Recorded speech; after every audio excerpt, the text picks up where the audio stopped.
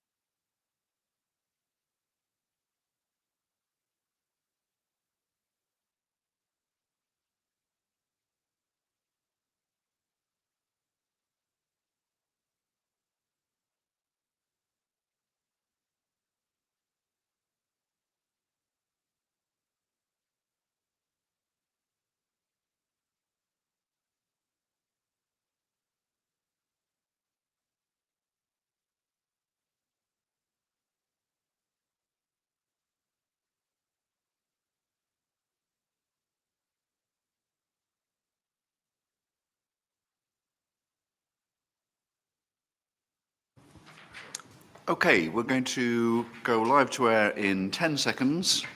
9, 8, 7, 6, 5. Order, order. The Science and Technology Committee is delighted to be in Glasgow this afternoon at the University of Strathclyde's Technology and Innovation Centre. And can I extend our thanks to the university for hosting us here today for an evidence session that's going to take in many of the themes that the committee is currently inquiring into, including starting with space and satellites, but also looking at the role of science and technology in recovering from the pandemic and in driving growth across the United Kingdom, and also we'll touch on questions of diversity in STEM. So it is a delight to be able to welcome our first panel of witnesses, and they are Professor Malcolm Mcdonald, who is the Chair of Applied Space Technology here at the University of Strathclyde, and Professor Ian Woodhouse, who is Professor of Applied Earth Observation at the University of Edinburgh. Thank you both for coming. I should acknowledge that we have students from the University of Strathclyde in our audience in person today, and we've enjoyed a good discussion with them just before this meeting. So you're very welcome, as are people watching in on the live stream. Perhaps I can start in thanking Professor Mcdonald for his role representing the university here and having us at this great institution. Perhaps to reflect and give us a summary of what you regard as the strengths of and the reasons for the strengths of Scotland and Glasgow in particular in the space and satellite sector. Thank you, and thank you for the opportunity to speak here today. I think I get asked quite a lot about how did we end up with a strong Scottish space sector? And I think the honest reflection is there was a number of very happy coincidences that occurred round about the same time. But when you end up with that number of coincidences, there's something underpinning them. And I think that underpinning thing is the fact that there's a long history of people getting their university education here in Scotland, wanting to work in the space sector, not being able to do so, and going and working elsewhere in Europe, either in England, France, Germany, wherever that would be. And the coincidence was the fact that a number of people round about the same time all decided, I kind of want to go home, and arrived back in Glasgow and Edinburgh looking for opportunities to work in the space sector and do that locally from where they came from. And I think that experience that those people brought home with them was one of the things that really enabled there to be this commercial space sector. There's always been a strong academic sector, but I think that experience that people brought back from the rest of Europe effectively gave the sector a kind of a step up. And that really, for me, is then the basis that's created the sector we see today.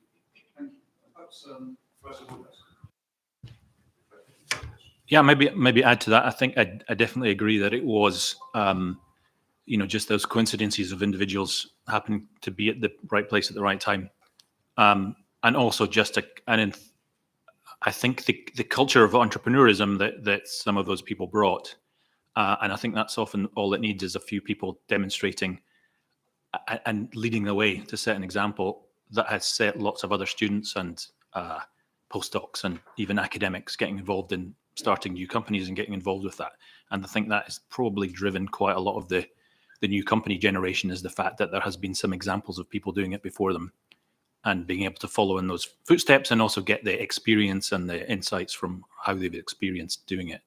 So I would add to that. And we have a long tradition in the thing I say about the West Coast is that, that's the tradition of building ships, and they now build spaceships.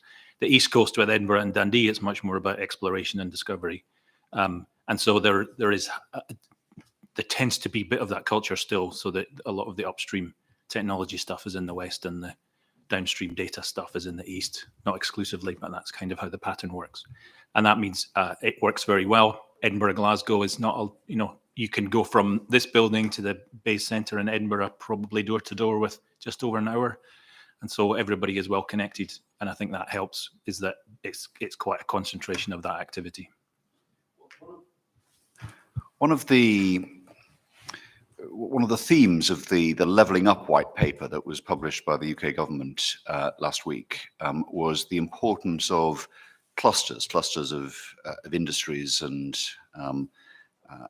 professions in some cases, that they're mutually reinforcing. I think I can speak on behalf of the committee. We've seen that in action today, having visited some of the companies in space and talked to some of the students about the academic education and research that's done here.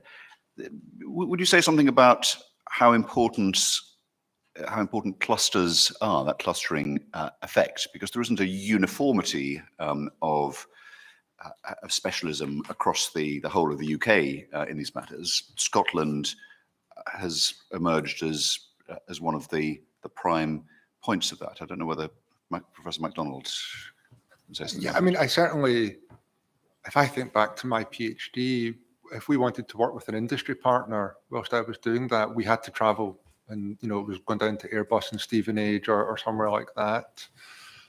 And today, we work closely with Cloudspace and lots of local companies, and it's 15 minutes. I can walk to a lot of my industry partners, and that clustering is really important because it gives you things on your local doorstep. And I think a lot of the space sector traditionally is perhaps a little bit more focused on that M4 corridor.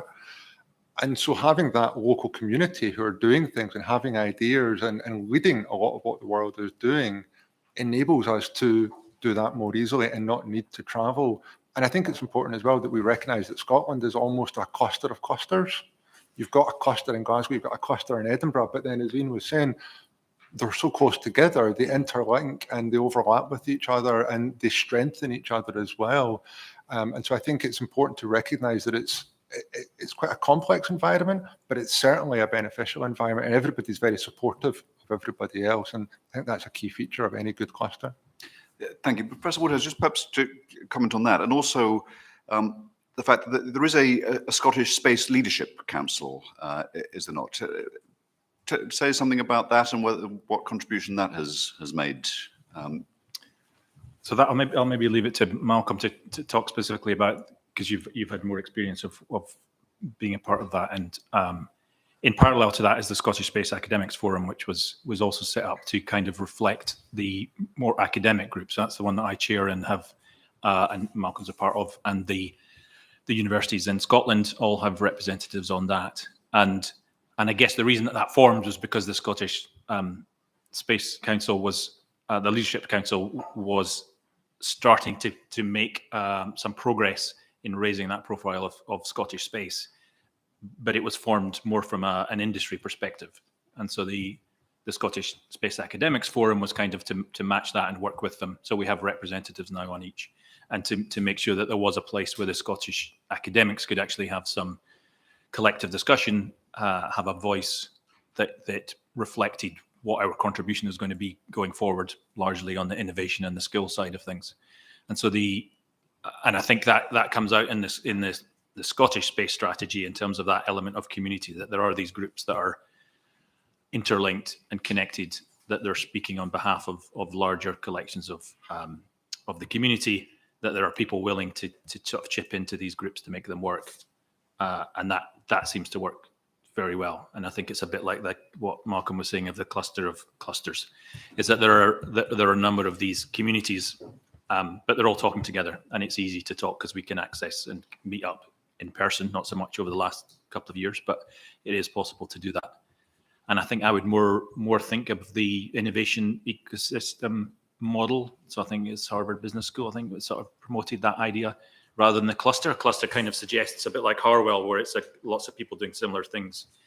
Whereas in fact, I would argue that the best innovation and the supportive environment for companies is actually when you've got a mixture, and you've got your neighbors are your potential partners and customers rather than your competition.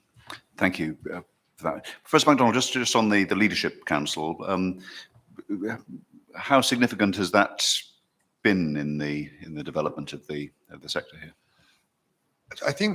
I mean, one of the things that the Leadership Council achieved very early on was to create a forum for the whole of the space sector to come together. I don't think that had existed before. There were forums for different bits of the space sector, but not the sector as a whole.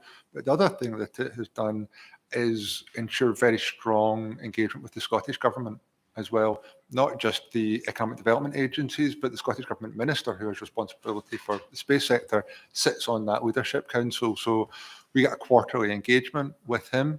And it provides a very clear line of sight into what the government are thinking, but also for him into the sector to understand as well. And also the Scottish sector, again, it's structured slightly differently to the English sector. Not good terms, but you know what I mean. Mm-hmm. There's a lot less membership of UK Space, the trade body here in Scotland. So again, having the Scottish Space Leadership Council provides a very clear engagement mechanism into the development of the sector for the Catapult, the Space Agency, and the bodies that are kind of UK-wide. So I think the Leadership Council has provided a really nice collective forum and voice for the sector. Thank you very much indeed. I'm going to go to my colleagues on the committee now, starting with Carol Monaghan, who is a Glasgow MP, the MP for Glasgow North West, and then I'll turn to Erin Bell. But Carol. Thank you, Chair, and it's an absolute delight and pleasure to have you here today and to be at the University of Strathclyde. I'm a former graduate, or I'm a graduate of the University of Strathclyde, where I studied physics. And it's also really good to have students here with us today as well. One of the issues we often have in politics is there is too big a divide between those that are making the policy and those that are impacted by it. So it's really good to see young students and researchers being part of this today and understanding more how committees work and feed in. So that's fantastic. I spend a lot of time talking about the flourishing space sector in Glasgow and the importance of space. I also talk about a lot about photonics and quantum, which is also a great strength across the central belt of Scotland.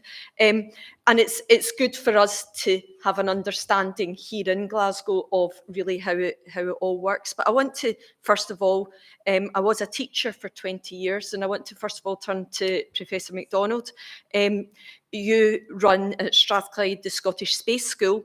And as a physics teacher, I often sent students to the Scottish Space School, and we engaged quite strongly with that. So first of all, can you say a bit about the importance of the Space School and how it encourages young people to consider careers in STEM generally or space specifically?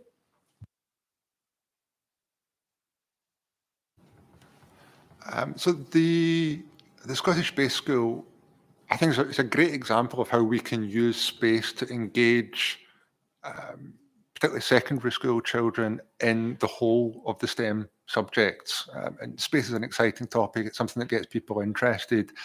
And so what we do with the Space School is we actively target people who are not considering applying to a STEM subject in a university.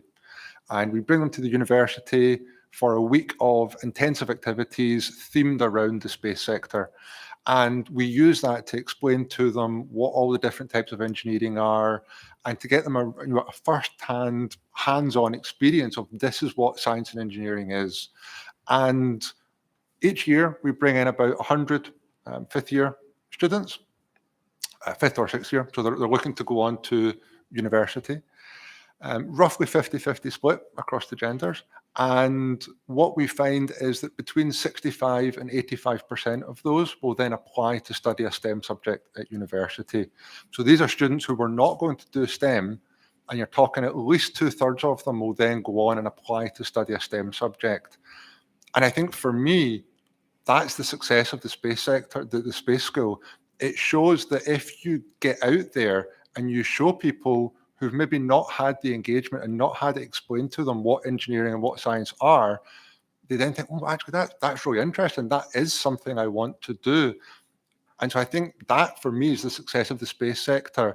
The fact that it's gender balanced, and it shows how easy it is to actually pull people through. We're going to go and do medicine or veterinary or something else and get them to do engineering and science. Thank you. You mentioned the gender aspect, which is obviously something that's very important, and it's a topic that's close to my heart, but there are other aspects of diversity. I wonder if you could say a bit about that in terms of maybe youngsters from a BME background or maybe from different socioeconomic backgrounds. So coming into the meeting, I had a look, and we don't have the internal statistics on that. The only statistics we've got are on the gender split.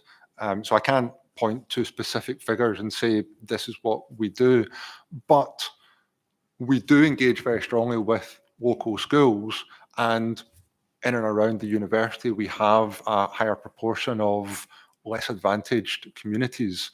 So there is therefore an expectation that is reflected, and certainly in our university intake, we do very well on those metrics that are set by the Scottish Government. So I don't have the same figures that I can point to in terms of kind of basic conversion rate and gender, but certainly in terms of less advantaged communities, I would expect to see those represented. Can I ask you another question? We were out visiting space sector companies this morning, and one of the representatives from the sector said to us, you know, the Strathclyde Space School, the Scottish Space School, it's great, it's a great opportunity. He said, but it often looks at NASA and looks at astronauts and there's all of that. He said, why are they not looking at somebody like me that grew up in Glasgow and went to a local comprehensive school and studied at Strathclyde Uni? Why are they not using me as a role model? Are you guilty of going for the sort of high profile rather than looking at the more tangible role models within the community? I'm going to get into trouble for saying this, but I completely agree with you. And I've said it before internally, and I think if we set out to create the Space School today, we wouldn't be able to get NASA engaged the way they are. But we could now bring in the European Space Agency, the UK Space Agency, and all the local companies, and we could create something that would today be impossible to create. And I would love it if we did. Thank you very much. The microphones are going to kill me this afternoon, apologies. Professor Woodhouse, First of all, thank you for joining us this afternoon. University of Edinburgh hosts a centre for doctoral training in Earth observation. What benefits does this bring to the Scottish space sector? I'm getting caught out as well. It's it's not a real button. The key thing about the doctoral training centre, so SENS, and that's a collaboration with Leeds. So Anna Hogg leads on the Leeds side, and she's a former student actually from Edinburgh, and Ed Mitchard in Edinburgh, and there's other partners around the UK. The key thing there is that they get very focused training across a wide range of skills to do with Earth observation. So they don't just have a very narrow. They do a very narrow topic for their thesis, but they have training and collaboration and do projects around a wide range of things. And they are coming into, they're graduating from there, coming into the community. We can have a discussion about whether PhD level is the optimum. Is that because I think we don't do a very good job of supporting master's level. And when I talk to companies, actually, a lot of them want to employ master's level graduates because they're not too academic, essentially. But we don't have similar funding to help UK-based students. So a lot of the master's programs I see in Earth observation around the UK are dominated by overseas students, not UK students. And I think that's a real issue. If we want to address this, everybody picks up on the skills issue. I think we need to address that. Thank you. You'll need to switch. They will kill us. My final question for both of you is that you've both been involved in the creation of spin-out companies. If a small company in the space sector wants to grow into a larger company, how do they do that without being bought over by a huge multinational? Yeah, so full disclosure, I've got interest in a few startup and spin-out companies.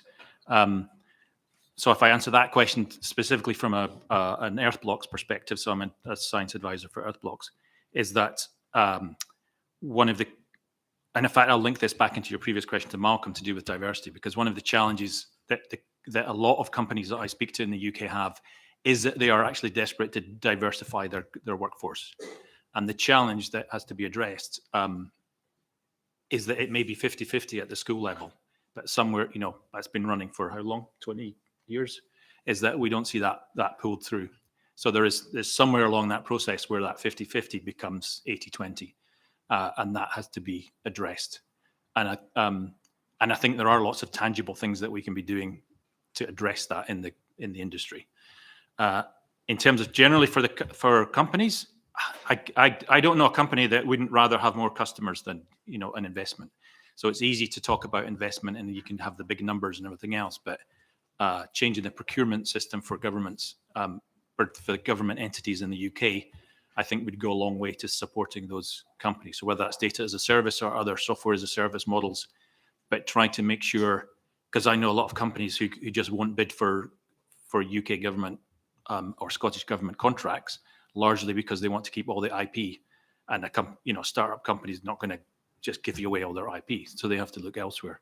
But if you can change the procurement system so that these companies can get more clients and customers, that's how you're going to grow them, because that's how you gain interest. That's how you'll get other investment and external outside of the UK investment, is because these companies can actually sell things. And so that's, if there's one thing you could do is try to make that easier. So, yeah, fully agree with everything Ian said there. I think there is definitely increased access to capital now within the space sector. There's more of that available to companies to allow them to grow.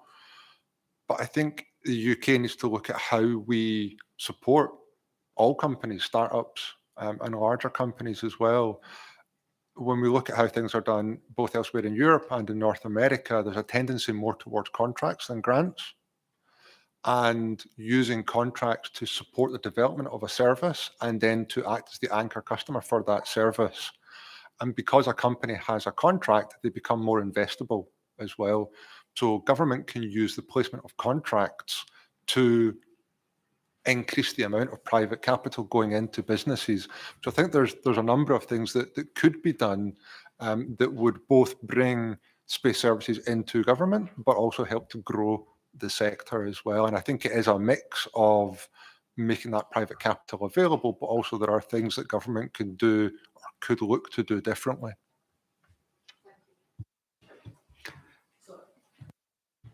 If I may just quickly add to that, that's one of the positives I see from the UK's space strategy is getting the MOD more involved in the dual use. Because if I look at companies in the US, they can keep the lights on by getting steady defence contracts to basically keep things going. Whereas in the UK, I don't know of any Earth observation company that does that.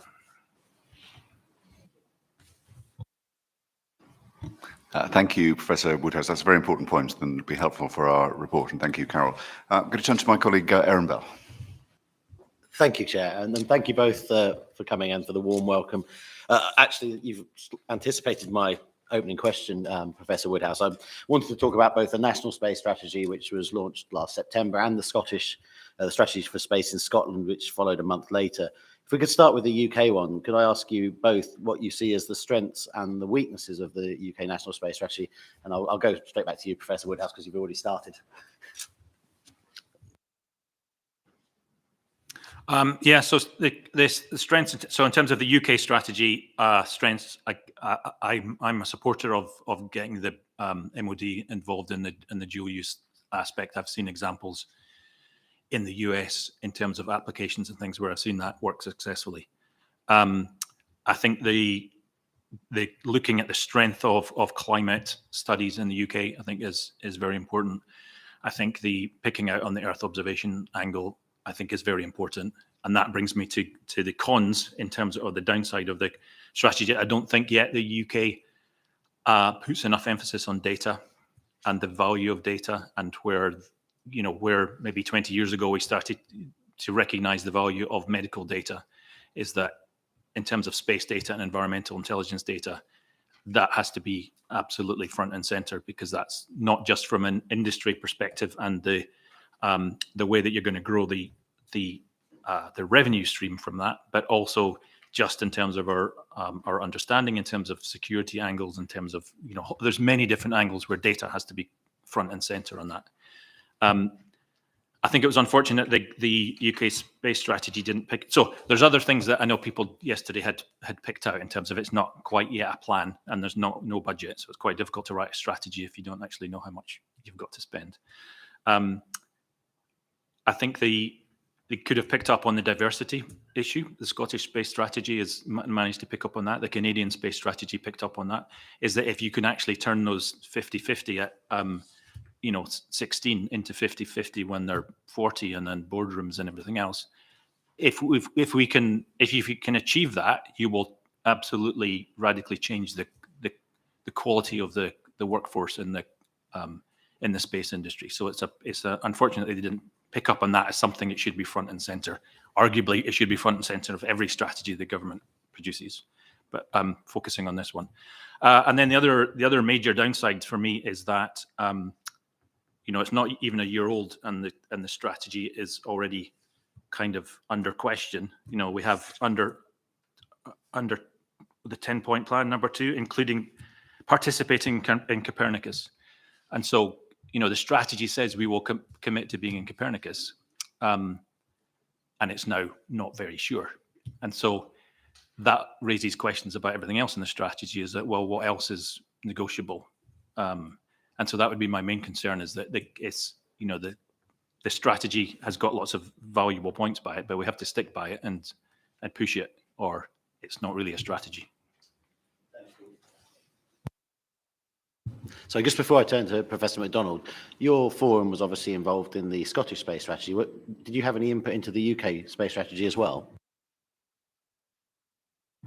The input to the UK space strategy was through the same mechanisms that everybody else has input through, and that was, so we probably formed too late in terms of this Scottish Space Academics Forum to have any real solid input into that. For the Scottish one, we did have some input. So I think in terms of the UK strategy, for me, it was very much a continuation of the path that we've been going on. There wasn't a major surprise in there. There wasn't a major deviation from it. And that, in some respect, is a strength of it, but also a bit of a weakness because it didn't address some of the very specific issues that Ian mentioned there that are emerging opportunities that we could have done more on. So I think there was potentially an issue there. And I think as well, in terms of looking at what has worked very well in the sector in the last few years, we've got a really strong track record in starting companies. We don't have a particularly strong record in scaling them up to gaining bigger shares of the market. And that's something that Germany has done very well. They've got fewer startups, but a bigger share of the market. So there are things that we could have looked at, what has worked, what hasn't worked, and what could we do differently in the future. And that would have been nice to have seen, I think.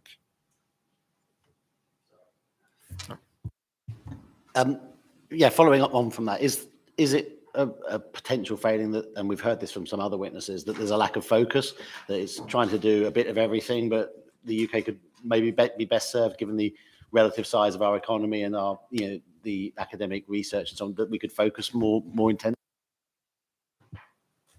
I think it's always a really difficult thing because you want to include as many people as possible. You want to get buy-in from as large a community as possible. But at the same time, you end up writing quite a broad strategy, which then lacks the focus and it delays some of those difficult decisions that perhaps need to be taken. And it's something I put in my written submission that I think perhaps there will come a point where we do need to make some of those difficult decisions. And we do need to say, right, this is what we're doing. This is a strategic priority for the next number of years, and focus in on those and accept that perhaps parts of the community won't feel quite as loved as they have in the past. Turning to the Scottish space strategy, I'll stick with you, Professor Mcdonald. Without getting into the constitutional arguments, why does Scotland need its own strategy for space?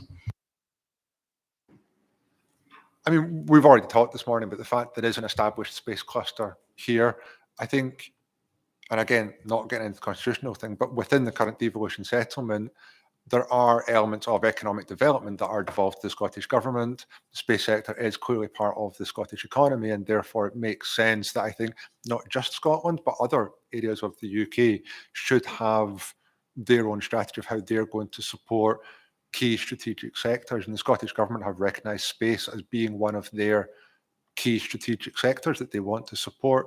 So I think it is just logical that you have these strategies at different levels, and hopefully as we go forward we'll see them become more integrated and more overlapping so that they start to support each other better as well. Obviously it's you must see it as complementary to the UK space strategy. How do you think the prospects for launch in Scotland affect the Scottish space sector? Is that going to make a substantial difference given that there'll be the opportunities from Sutherland or Shetland? I think so. The fact that launch closes the one thing we can't do just now makes it of clear added value to the sector. It's also something that attracts people into the sector. It's very high profile. It's something that people want to get involved with. And so the fact that it gives that high profile, it means we can do everything in Scotland. It really is a clear added value to the Scottish community, but also to the UK community as well. And more broadly to Europe, because it gives us launch capability in Europe, which should be more accessible, it should be cheaper. And so it should only be a positive to us.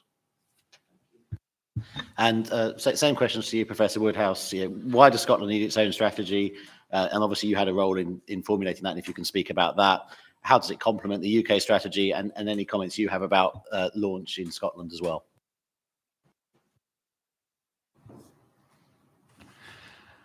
Yeah, so the Scottish Space Academics Forum was asked to contribute, so we discussed it and made some recommendations. I think many of those recommendations will haven't yet seen the light of day, and they were perhaps too very clear and tangible and required a budget attached to them, which is part of the problem with both of the strategies is that, and to answer your previous question, I suspect some of these will be prioritized very quickly once we know how much money there is available. So in terms of does Scotland need a space strategy? I would say, everybody should be having a space strategy. The University of Edinburgh is developing a space strategy. I don't know if Strathclyde probably is or has already. I would be encouraging every major company in the UK to be, developing a strategy of how they can take advantage of what's happening in the space sector, because it's moving so fast, is that it is going to change everything. So it's entirely appropriate that the Scottish Government should have that. From the particular aspect of the academics is that the innovation and the talent and the skills is going to come through higher education, but has to be fed. Got to fill that funnel from the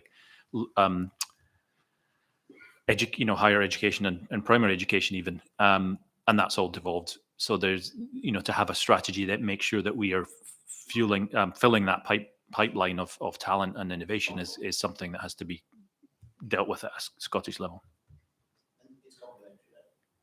I think it's complementary. I mean, the one thing I tell everybody when discussing space generally and why it's clearly important and a real opportunity is that the Scottish Government and Westminster agree, and then that should tell you something. Is that it's I think it's very much complementary.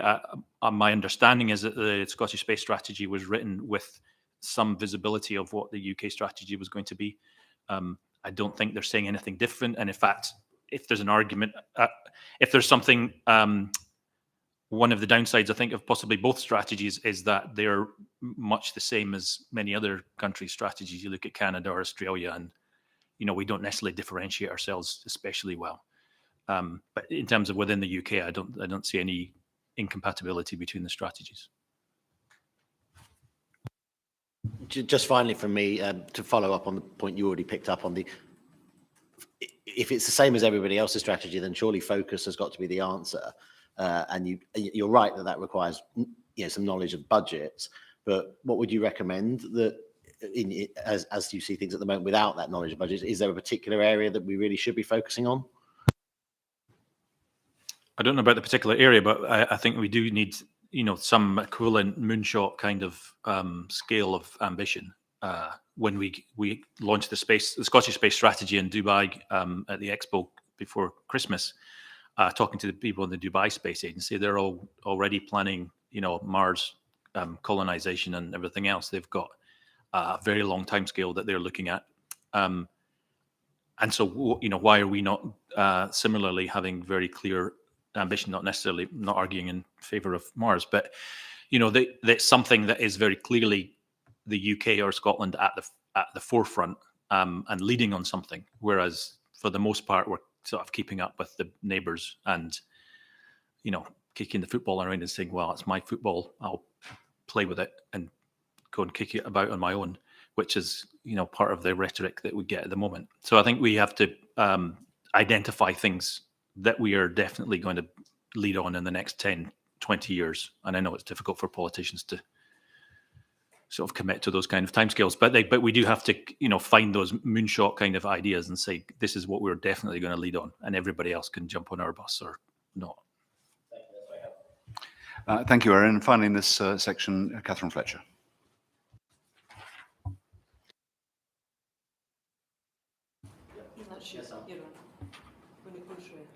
Well, fab. To be honest, I'm not accustomed to needing amplification, so I think we're probably fine. I'd had a couple of questions prepared, but actually I want to just return to some of the themes for the end of the day. Actually, you've just said we need some big targets. Would you share what you think they should be? Short answer to that is no. I haven't sat down and thought exactly what those would be. I'm very much from the data side of things in terms of what is or isn't plausible. But I think we know, certainly in this Scottish Space Academics Forum, we certainly had that discussion of trying to push for ambitions of what Scotland might achieve. And that might be, I think it was a moon mission or something that was maybe talked about. But I think we have to be clear in having that discussion and pushing it forward. I'm not sure it's for me to specify exactly what that would be. Professor Mcdonald, thank you both for your time, by the way. Would you like to give a idea of what we should be thinking about? Because whilst historically politicians haven't been keen on 20 to 30 year timescales, if you're talking about space, you know, I think you could be pushing against an open door here. Like you say, if we've got a series of different sets of people agreeing on the basic thrust, there's an opportunity space for us to fill it with content. I think I'll stick with Ian and say no. But I think that if we look back to the Space Innovation Growth Strategy, the Case for Space, the documents were coming out a decade or more ago, the UK established a position of thought leadership, and the sector grew on the back of that. And we've not shown quite that same thought leadership more recently. And at the same time, we do now have more access to risk capital. So I definitely would encourage the government to think about focusing on higher risk activities, because you can rely on the private sector to take on things that they might not have been able to do a decade ago. And if we think about what space is good for and what are the key challenges that we face as a society, then you're thinking about things like net zero, sustainable development goals, climate emergency. So there's a whole raft of things there where I think civil space could be set up in a similar way to we're seeing on the defence side of space, where it's all about national security and everything they've used from that perspective. And you could take civil space and say, well, everything is about this climate emergency and how do we make our world sustainable for the future? And you could set up a really large challenge there right across society that integrates space with different parts of the community, different parts of the economy, all geared towards this one big challenge. And to go back to the point that Ian was making earlier as well, to have the risk of walking away from Copernicus when that is the challenge that we have today would be very disappointing. So I will confess to having slight interest in the sector, having spent 2 weeks here back in November discussing those very topics. I find often it's quite a good idea to maybe take an example and chase it through, because part of the job, certainly Professor Woodhouse, just let me evolve this a touch. So part of the job of politicians is to set the ground conditions for success, and part of the job of politicians is to get out of the way where it's all possible. And so I wanted to maybe chase an example in two areas. So we could use our capabilities in space to be the world leaders in space-based agricultural monitoring, which removes the need for excess hydration, excess fertilizers, excess nitrogen. I'm just going to pick one very detailed one. If you were to stimulate that environment, do you need government setting metric targets for how many satellites we have up or how many people are employed? Or do you need a government procurement system that is swung in behind that target? Or do you need a change to primary legislation to recognise the value of the per 30 centimetre data that would come back from the area of soil under cultivation? Do you see what I mean? Could you help me and the committee chase an example through that gives us clear recommendations to make? I can see Professor Woodhouse waving at me, so I'm going to stop talking. Yeah, I had some time to think about your first question.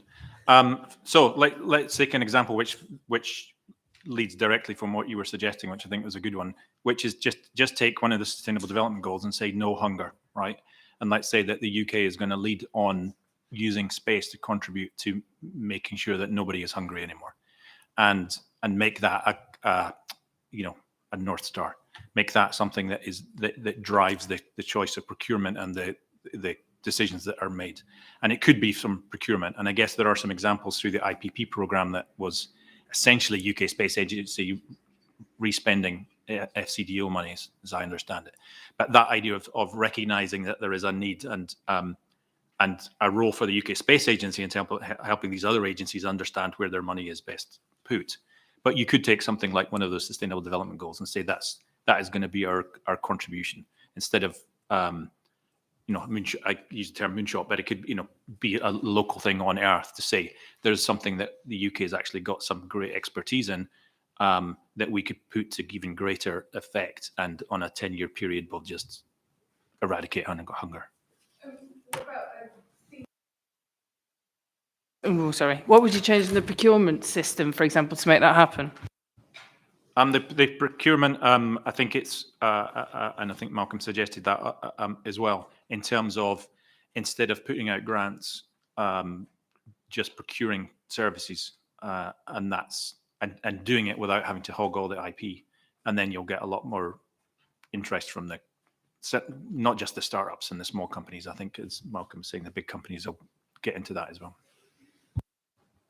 So if I give you a for instance, just to make sure I'm following you, should FCDO want to track maize yields in Kenya, actually posting that as a commercial contract to supply a baseline business would work. I will come to Professor, makes you want to come back. Yes. So the IPP program was all, as I understand it, grant-based, whereas what you want is a procurement, but a procurement that's not just a one-off, show me that can be done. Let's say we need this information every year for the next 10 years. Professor Mcdonald. So, yeah, very much agree with all of that. I think one of the challenges we've had, particularly in the last few years, has been single-year budgets within government, which has then led to the Space Agency, getting their budget quite late in the year. They're then trying to spend their budget quite often within 3, 4, 5 months. So you end up with very, very short projects that, by their very nature, limit innovation, because you can't go off and do a large research project and then deliver a program on the back of it. It's got to be very much something that's ready to go. So I think now that we've got the multi-year settlement, I think if we can use that to set and train longer programs of activity where we can develop these new capabilities and then operationalize them, I think that really will set a change from where we've been the last few years. Thank you. Final question from me, Chat. So given now we've chased that example through and it's possible, is there anything that's in your minds that you are thinking about but not necessarily sharing that you would like to see in addition? So, for example, Harwell's got a big satellite testing facility that looks, a little bit James Bondy. Is there something you're thinking, oh, well, it would be lovely if we had? Or are you actually saying that the nous and innovation and ecosystem, as you described it, is well placed and government needs to get out of the way to make it successful?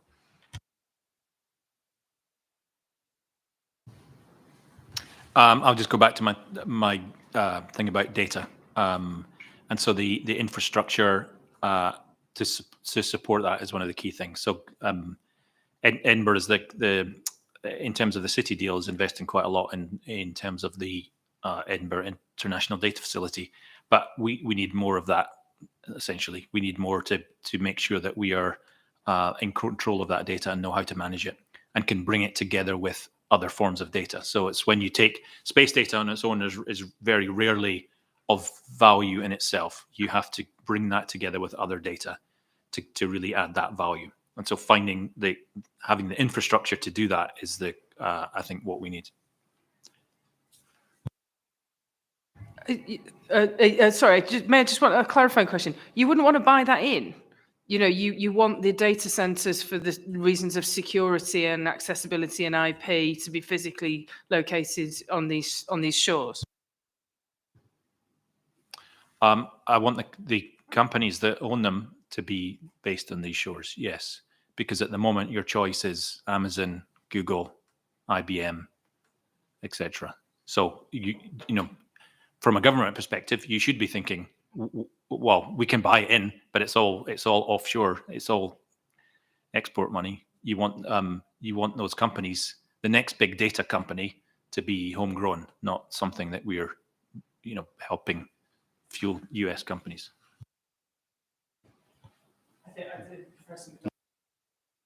Sorry, Professor McDonald, come in, and then I better shut up. I think you're never going to get anybody sitting in front of a committee of politicians saying we don't need any more money, we don't need any more support. I think the space sector, there are areas of it that are very high capital, and therefore there's always things that are difficult, particularly for startup companies when you've got new emerging areas of the sector. those facilities maybe don't exist or aren't that accessible for them. At the same time, there has been quite a large investment into particularly the Harwell campus recently. And I would just urge that future investment is well thought through, and that there's a clear use for it, and that it's not a case of, well, this is what I need now, and then failing to recognise that it takes 3 or 4 years to build it, and by the time it's built, the thing that we actually want might be different. And I think perhaps that process of investment and delivery could perhaps be better thought through in the future. Thank you very much, Catherine. Just one final question from me, if I may, to Professor Woodhouse. You mentioned Copernicus, and the UK has applied to participate in Copernicus, but that application has not been granted yet, at least. The committee had a session yesterday in Westminster, which we heard from the UK Space Agency. And one of the points that was made, I think it was by the agency, was that the UK would still have access to the data supplied by Copernicus in whatever circumstances, whether we're participating or not. If that is the case, in your view, does that mitigate or solve the problem, or what would we be losing out on? Is access to the data not good enough? So you lose control of the data because you're outside the tent, not in it. You're potentially have, at the moment, the agreement says that non-members will get the data slightly later. So anybody who is doing rapid services will be disadvantaged by that. And who's to say in a few years' time that they don't change it again? So in fact, you don't get it till a week later. And then more is, and we'll have no say or contribution to how that goes forward. And the key thing is that, the Copernicus program is, it's at risk for us not being a part of that. And then, our trusted partner status becomes questionable. And so it's all very well talking about international programs and everything else, but, if our trusted partner status is eroded, then that doesn't put us in a good position for future negotiating with other international agencies. Thank you. It's very helpful to hear from you on that. Can I thank both professors for your evidence today? That will be, in fact, the final oral evidence we'll take on our space inquiry. Along with your evidence and the sessions that we've taken, we will add our reflections on the visits we made this morning and to Harwell, and the committee will produce its report during the weeks ahead. Thank you very much indeed for coming on your home patch to see us today. Thank you. If I could now invite the next panel of witnesses to join us at the front. I won't suspend the committee, but I will introduce them as they're taking their seats, if that's not too much of a problem. If some of the students who I know have a particular interest in space need to leave at this point, we'll quite understand. There's no need to stay for the whole duration. We've got lots of other topics to cover. But I'm delighted to welcome to talk about research funding, a constant theme of interest for the committee and our colleagues in science and research. And to help us answer some questions on that, we've got Professor Frank Cotton. Professor Cotton is the Senior Vice Principal and Deputy Vice Chancellor Academic at the University of Glasgow. And Karen Watt, who is the Chief Executive of the Scottish Funding Council. Thank you very much, both of you, for coming to give evidence today. And perhaps through you, Professor Cotton, we can thank your colleagues at the University of Glasgow, with whom we enjoyed a very stimulating and informative discussion over dinner last night when we arrived. Let me start perhaps with a question to Karen Watt, which is perhaps you can outline for the committee and for the record how research is funded in Scotland and how it differs from funding for England, given that the principal funding body, UK Research and Innovation, by definition, covers the whole of the UK. So what does the Scottish Funding Council do? Thank you very much, and thanks very much for the opportunity to talk to you today. So probably useful to outline a little bit about the difference in the mix of research funding, and then some particular features in the system that we fund that might be different from elsewhere. So first of all, on the funding mix, so we have the dual funding system, as you know. So a part of that, therefore, is the Scottish Funding Council provides annual infrastructure research funding. So we provide about 26% of Scottish university funding. And that is, as you know, specifically quality-related core grant. Then we have UK research councils within UKRI, where universities bid for specific projects and programmes, and UKRI funds around 25% of Scottish university research funding. So whereas English universities are within the envelope of UKRI, both Research England and the research councils, for us, we are straddling this dual support system where we have fundamental research from funded from SFC, and then the bidding process for projects elsewhere.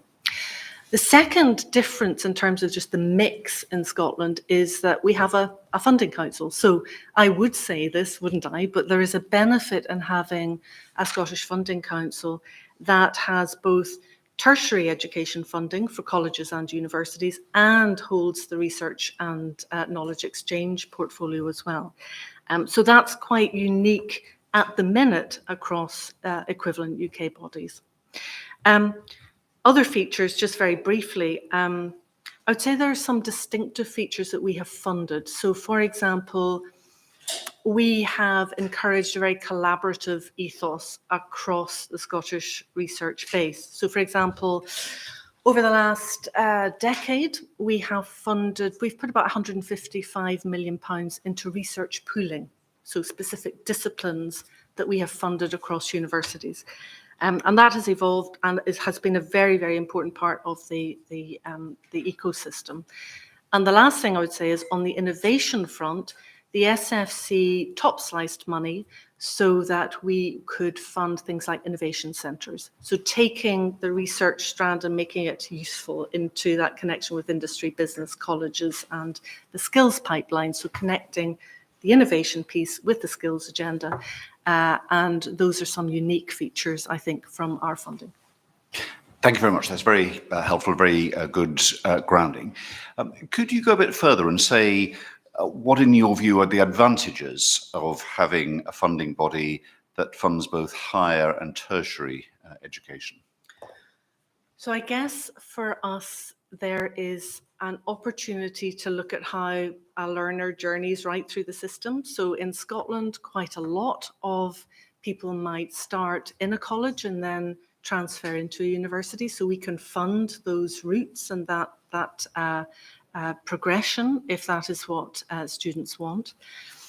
We also have the opportunity to be interesting with colleges and how they connect with universities on the innovation and the knowledge exchange front. So, for example, we have a college innovation fund where it's actually looking at how you help local businesses be more productive.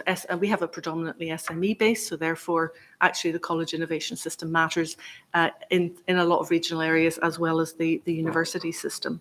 But it allows us to look across the piece at what skills might be needed around at every level, every qualification level in Scotland. And it allows us to plan more coherently at a national level and to encourage colleges and universities to work together in regions to manage better that interaction with the eternal triangle between what a learner needs, what a business and an employer needs, and what public policy is looking for, while at the same time helping colleges and universities to stay financially sustainable. So those are the kind of conundrums that a funding council is constantly trying to balance, and that's where there's a benefit in having further and higher education in there. Thank you very much indeed. And a question to Professor Cotton. This may be an invidious question, given that we're talking about agencies that fund you. But unlike the majority of UK universities, you have UKRI and you have the UK-wide funding sources, and you also have a Scottish funding council. A lot of the the reviews that are taking place at UK level to try to reduce some of the bureaucracy. I don't intend that in a pejorative sense, but the layers of approvals, and to make the system more agile. What is your experience of dealing with multiple and specifically two different organisations? Try and make this work. That's it. Yep. So firstly, many thanks for giving me the opportunity to address you today, and on the particular topic that you've raised, we do have a mixed portfolio. And just to put that in broad context, at the University of Glasgow, our research income annually is approximately £200 million per annum, not including the SFC core grant based on quality, which is around about another 50 million. And of the 200 million, about half of that, just over half of that, is public funding through the likes of UKRI, for example. So we're quite used to dealing with a mixed portfolio. And what I would say is that actually what we find is that the various components are complementary. So the Funding Council is sensitive to the position of the research-intensive universities in the UK, in Scotland, which have this kind of mix. So obviously Glasgow and Edinburgh are broadly similar, and a university like Strathclyde has a significant research income. And the Funding Council is sensitive to that, and actually the degree of dialogue with the Scottish Funding Council is very strong, which means that the integrity of that mixed portfolio is maintained for us. So we don't really see major difficulties in negotiating that landscape. Thank you. During the early parts of the pandemic, the committee took evidence from vice-chancellors across the UK who were very alarmed at the consequences for their finances, both teaching and by consequence research, because there's still some cross-subsidy between the two, of the pandemic, that it would hit student numbers, and in particular overseas student numbers, and that this would amount to a significant new blow to university research. Now we hope, coming out the other side of that emergency. How has it been in practice, and how did it measure up against the fears of the sector? I think there are two dimensions to this. One is how things actually transpired, but the other aspect is how universities had to prepare for the possible scenarios. And I'll maybe start with the preparation for the possible scenarios. So if you take a university like the University of Glasgow, and actually this would apply to most of the Russell Group in the UK, we have a high level of dependency on international student fees. And that actually contributes to our research base. And there was real risk at the beginning of the pandemic that there might be a total collapse of international student fee income. And so we had to plan for that, and we had to take steps to reduce the cost base of the university, to ensure that we didn't get into a position where we would jeopardize the livelihoods of our staff, but also the experience of our students that we knew would be with us. Now, as the pandemic then played out, that degree of uncertainty remained for quite a long time. In fact, as it transpired, many international students, although they studied with us, didn't actually arrive in the UK for quite some time, and some actually haven't arrived yet. But what it also meant was, as we went into the pandemic itself, we had to shut research labs. We had to basically stop core research. And it wasn't only the case of research labs shutting down. There was an impact on PhD students who were in the middle of their PhDs, etc. And I have to say, in this respect, the additional funding that we received from both the UK government and the Scottish government through the Funding Council was extremely welcome, because it allowed us to mitigate some of the worst effects on research groups and on research students themselves. Nevertheless, the reality is that a lot of research basically stopped, and stopped for a significant period of time. And the consequence of that has been that we are in catch-up mode. And in some cases where the research stopped, it's been relatively straightforward to restart it simply with a gap in time. But in other scenarios, it's much more problematic. And one I would highlight is around areas of medical research and chronic diseases that are heavily funded by charities. And charities, of course, have gone through a very difficult time in terms of funding during the pandemic. And areas like cancer research and the like are really struggling to get going again. And so I believe that the impact of the pandemic on our research base is not over. I think it will take some time yet before that fully washes out of the system. What about the impact on student experience? Are you more optimistic that that is nearly over? It's clearly not over yet, because the committee informally over lunch was talking to some students, and it's very clear that 2 years in the life of a student coming to university is all about interacting with each other. With due respect to faculty members, you learn as much from your fellow students as you do sometimes from your teachers, as I'm sure you've experienced in your time, Professor Cotton, and they've missed out on a lot of that.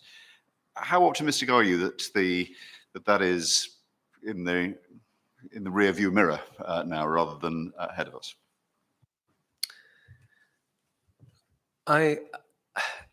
It's probably not fair to say that it's completely in the rear view mirror at this stage. I think we are in a much better position. And in answering the question, I should really pay tribute to my colleagues, and by my colleagues, I mean academic colleagues right across the UK in higher education institutions that had to deal with this situation, but also to the students for their forbearance in what has been a really difficult period.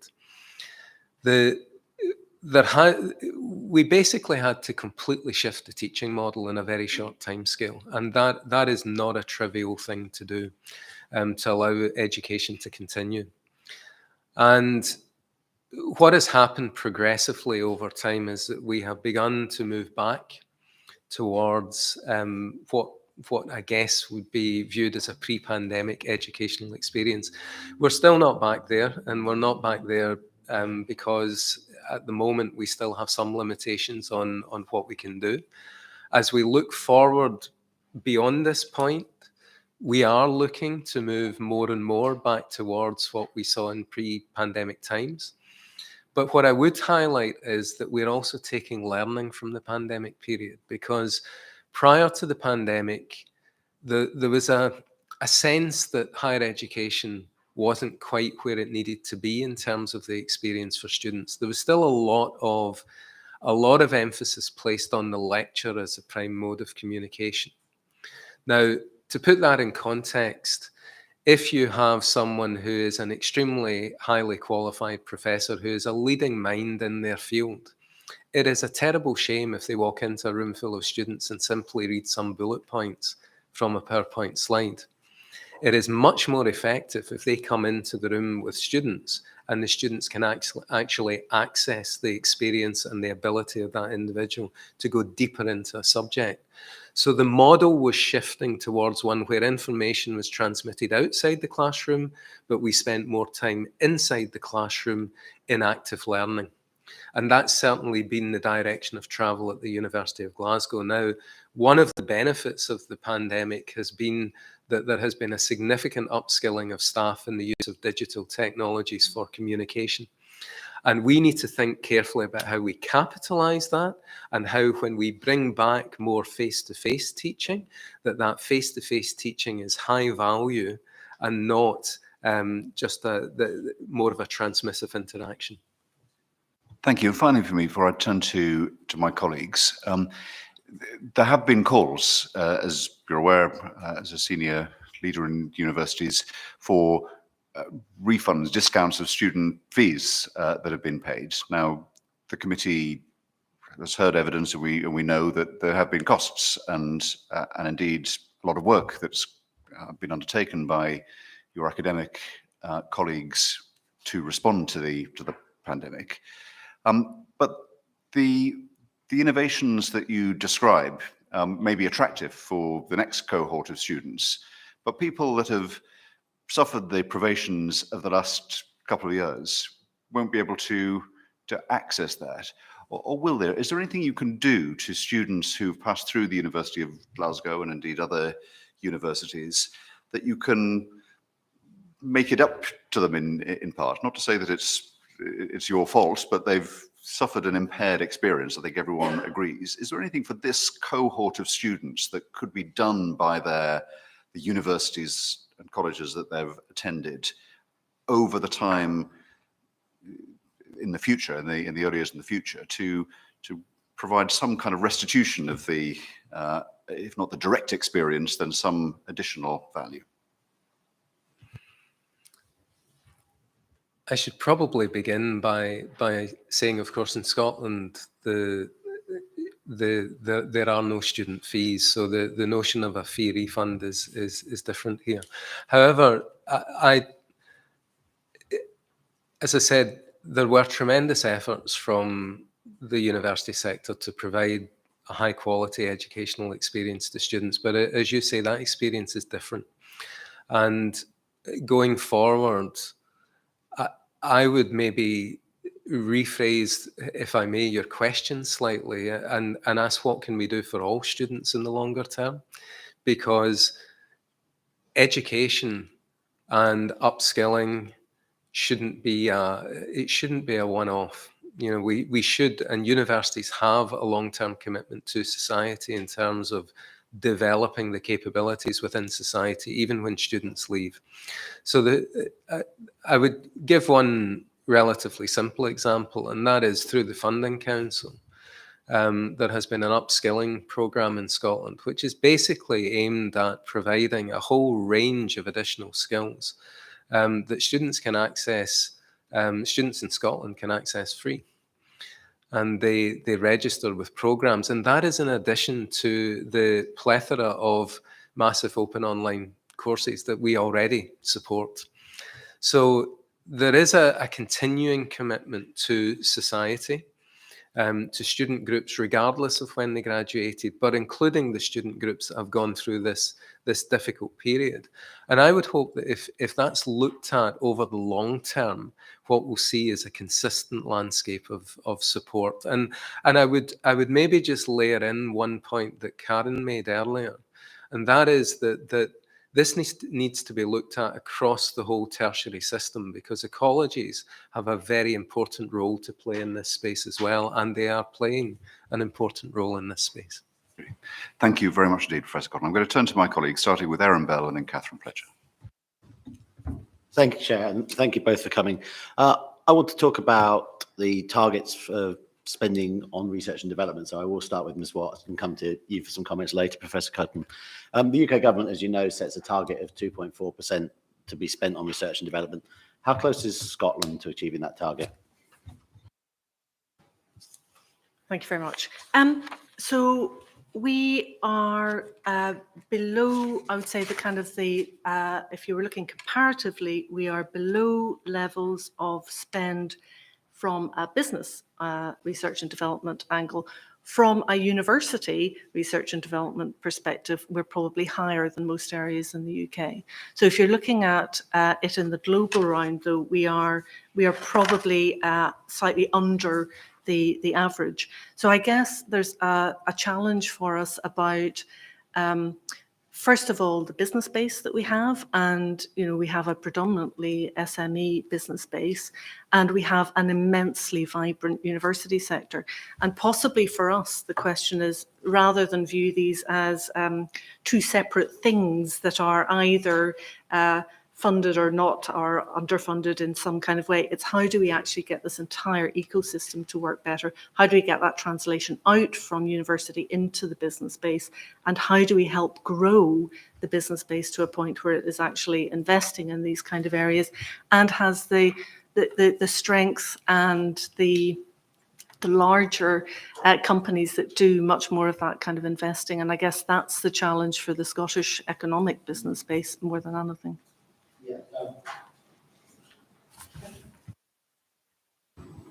Yes, just to speak to the point you made, I was going to quote some of the statistics. The Royal Society's fact sheet from May 2021 says, the UK-wide, the business sectors make up 68% of R&D, and in Scotland it's only 50%.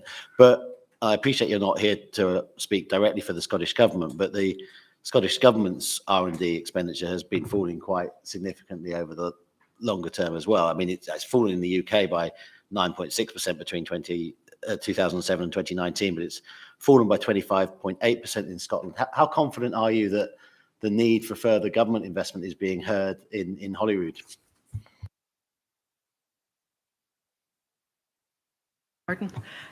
As a funding council, our job is to advise government about the quantum and the consequences of not having the quantum that Scotland might need. But our job is essentially to distribute the envelope that we've got in the wisest way that we possibly can. You will imagine, as a funding council, we always make a very strong case for not just maintaining the envelope, but keeping it at pace with inflation and with the challenges that are there. I guess what we saw over the last couple of years, there was while we may be looking at that long-term view about whether we're keeping pace, we have seen a much more significant input in the last couple of years for one-off, particularly large packages of capital support for research and the research base. So, for example, over the last pandemic period, we invested an additional 79 million, which came through a range of things like COVID consequentials and other aspects. We would like to make sure that we make the most of that, but we also make the case for this. I think there is a real commitment to this around Scottish Government circles. I think the issue for us is constantly making the benefits more broadly understood, so that it is not simply a case of thinking about fundamental research in a particular way, but thinking through how it leverages in other investment and the social and wider economic environmental impacts. And though I feel at times that we don't always make the best evaluative case for those impacts, and that has to be understood if we're going to both secure and grow that fundamental research envelope. Going back to the business point, you said it was because the Scottish economy had perhaps a higher proportion of SMEs. How can they be encouraged to play their part in getting to 2.4%? So from our investments, we have, as I say, made a certain number of significant national asset investments where, for example, our innovation centres, we've got 7 or 8 of those, they are trying to make that connection between academia, business, and the sparks around both productivity or pushing into new innovations and encouraging businesses where they can match fund to have that element of the innovation centre reaching into their businesses, but getting the businesses to come further into that investment space. They have been successful. Not all of the innovation centres have been as successful as some, but they are one element in this ecosystem that needs to develop. And I guess you probably need to have a conversation with some of our other sister enterprise agency funders, because this is about how do we all come together to grow that and to encourage the business space to do more. Oh, I beg your pardon. I can't turn my one on until you've turned your one off.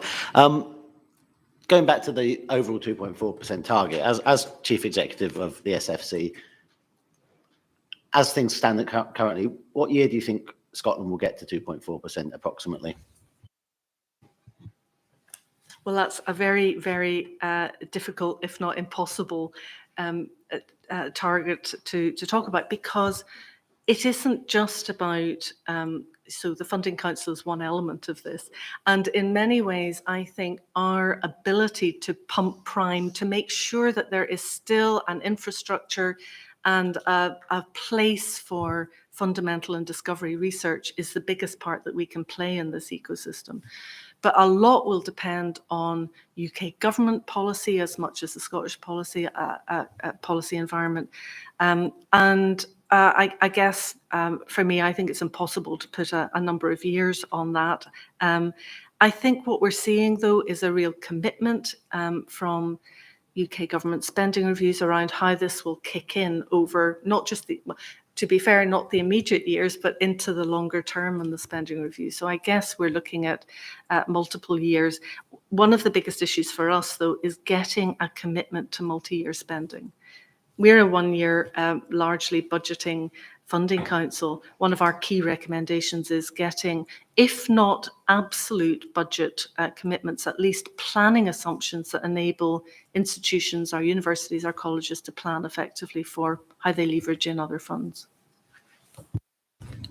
Yeah, the need for multi-year settlements is a message this committee's heard several times over several different topics. And just finally, to you, Ms. Watt, some of our international competitors are going past 2.4% to 3%. Do you think 2.4% is an ambitious enough target in the medium term? I guess, given that I couldn't answer you about when we might get to 2.4%, I'm going to stick with that's a pretty ambitious target. And if we get to that, I completely understand the international comparison point. And I think this is beyond research. This is into any number of fronts where we are going to be challenged on any number of consequences from our place in the world and where we will need to keep competitive. So thank you. Thank you. If I just go briefly to Professor Coton, I mean, firstly, your thoughts on the 2.4% target, whether that's enough, and secondly, what can the academic sector, the university sector, do to try and encourage more business investment? Because it's a business investment that's sort of letting the side down a little bit in Scotland. So, what roles can universities like yours play in encouraging more business R&D?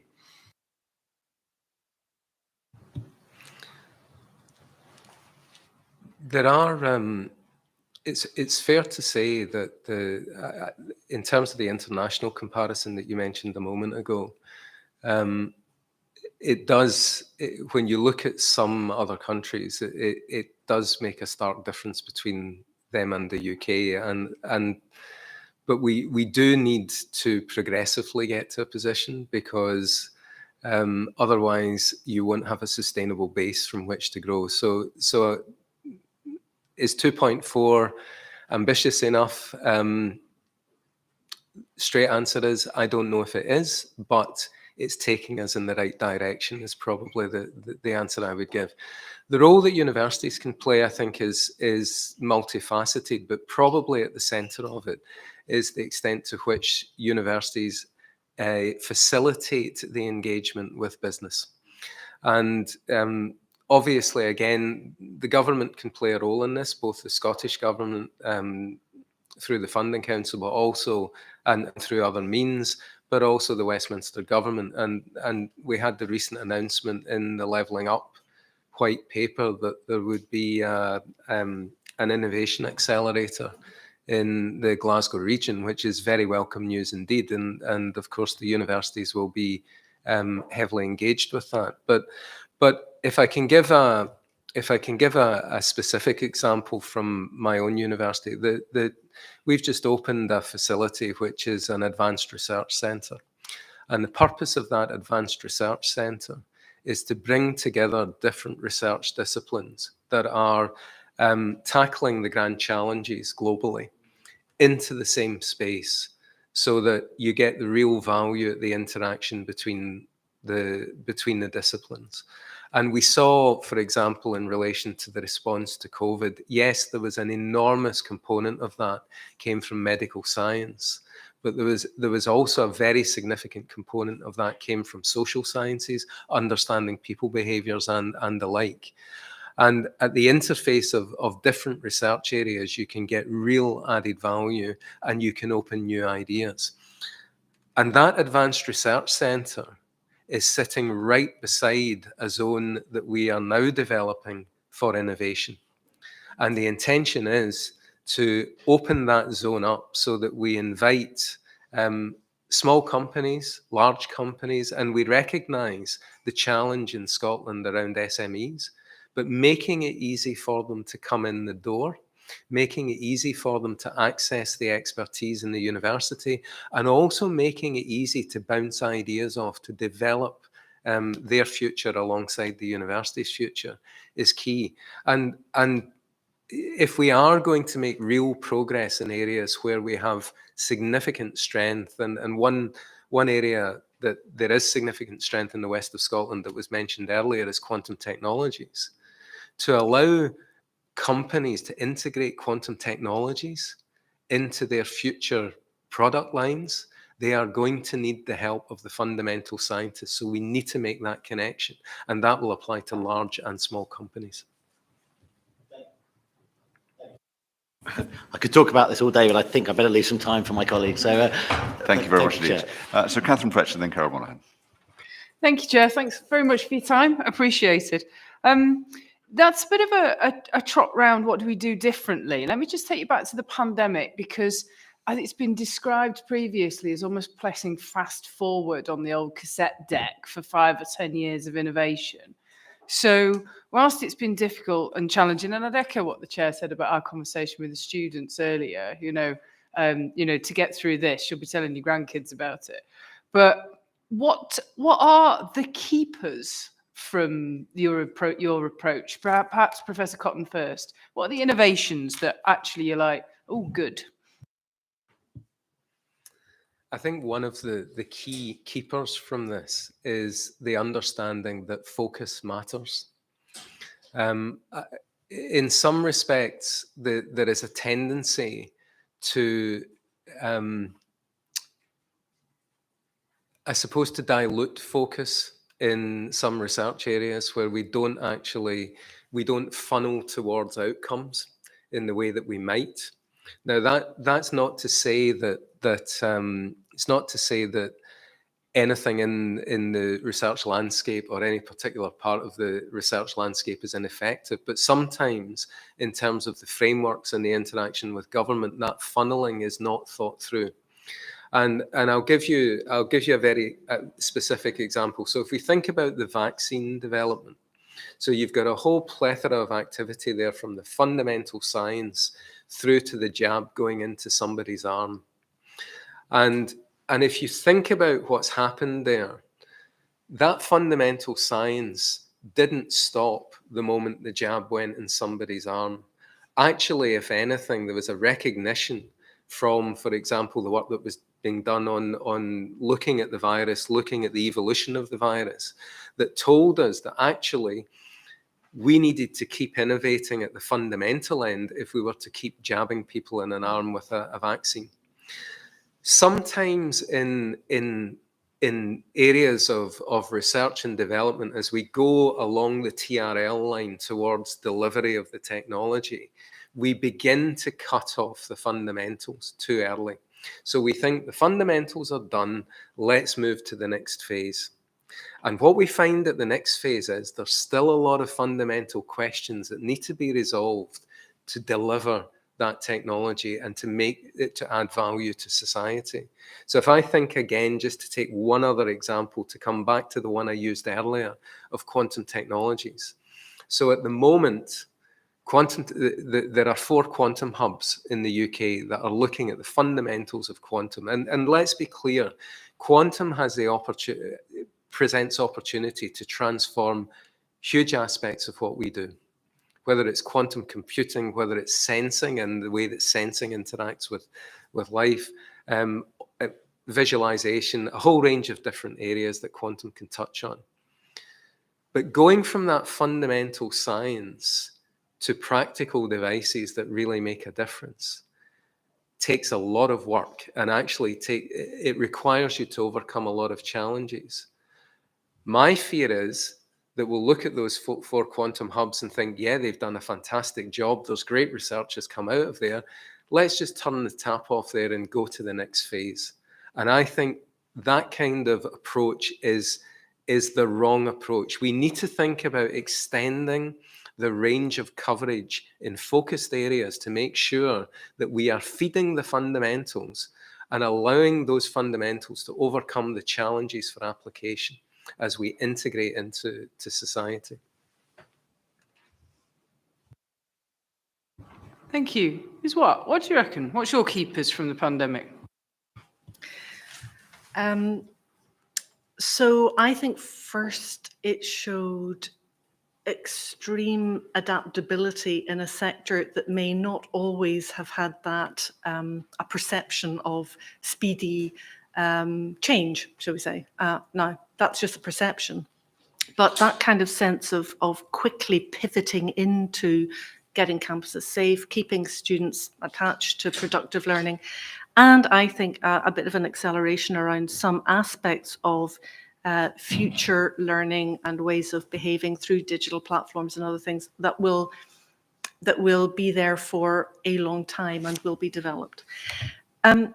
I really agree, though, with the point that this should have shown that the ability to accelerate and spark innovation and doing things differently and at speed is because we actually had rooted our investment in bedrock investments that were incredibly important to then spring that innovation from. So things like, I think like, for example, the precision medicine area where we have spent a lot of quite specialist attention in Scotland. We have an innovation centre on it. We are looking at that. That enabled us to then pull through very quick and speedy thinking around medical devices, around health data, around looking at how we track. We used health tech in a different way through the pandemic. So I think that was because we had a bedrock of investment that was going in from the start that we could spark from. So that point about let's make sure we actually know what we're investing in with focus, even at that bedrock level. I guess the other thing for me is that for some institutions, they became much more visible in their communities. So actually, we had footfall, not in the way you might have wanted, but we had universities and college campus opening up for vaccines and other things. People who might not ordinarily have gone into these kind of places were engaging with them in a different way. They were seen in a different civic space, and I think that's incredibly important. So there were elements of these broader consequences, as well as the specifics around the science and tech that accelerated in certain ways.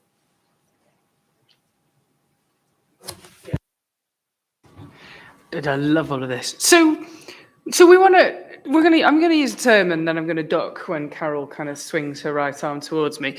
But levelling up gets talked about a lot. And as you can hear from my accent, I'm not from London and the Southeast. So let's take a very generic view of that, which is that historically, lots of R&D investment, lots of academic kind of overviews, lots of people that were happy just getting on a train for an hour out of Liverpool Street or Euston have kind of congregated. And we're setting targets saying, no, we want at least 40% of what gets spent by public sector to be outside of the Southeast. And I've had some people, probably who I would include myself in, say, yes, easily done. Thank God for that. Let's get on with it. And they've had some people that said, it's just not possible, my dear. It's not there. We're not ready. So perhaps if I start with you, Professor Cotton, is Scotland ready to be part of that revolution? So this is one where I will give a very straight answer. Yes, it is. I would highlight that. So this has been an issue for us. We've been very aware of the levels of investment, particularly in the Golden Triangle. And actually, the original pooling initiative that took place, research pooling initiative that took place in Scotland, was a response to that. It was pooling the capabilities of universities like Glasgow and Edinburgh and Strathclyde to create the research mass to compete, and to compete on what was really not a level playing field. But are we ready from the university perspective to engage with that? Absolutely. Yes, I agree with that very strongly. And I think increasingly we are seeing regional approaches to science and technology and research developing very strongly. So I think it's fantastic that we have Glasgow as one of these accelerator districts. So that's superb, and Glasgow is absolutely ready for that. I think what we've been also we have been quite successful actually in some broader aspects of, for example, the funding that has come out of UKRI for particular places. So I'm thinking about, southwest of southeast of Scotland and southwest, where we have, for example, looking at our natural economy, we're looking at how do we decarbonise some of our farming in our rural areas. So again, the places funding has been very, very important for that. So I suspect that we have got the underpinnings right to play that part, and I think regional approaches to investment are going to be increasingly important. So yes, I'm absolutely with Frank that I think we can play our part. The city deals, if nothing else, have shown that there can be a coming together of investment portfolios where it's going to benefit particular areas. Yeah. So to round the two together, the way to hit the 2.4% is to demonstrate to business that this cluster, has got a critical mass to it. Brilliant. Thanks very much. Thanks, Joe.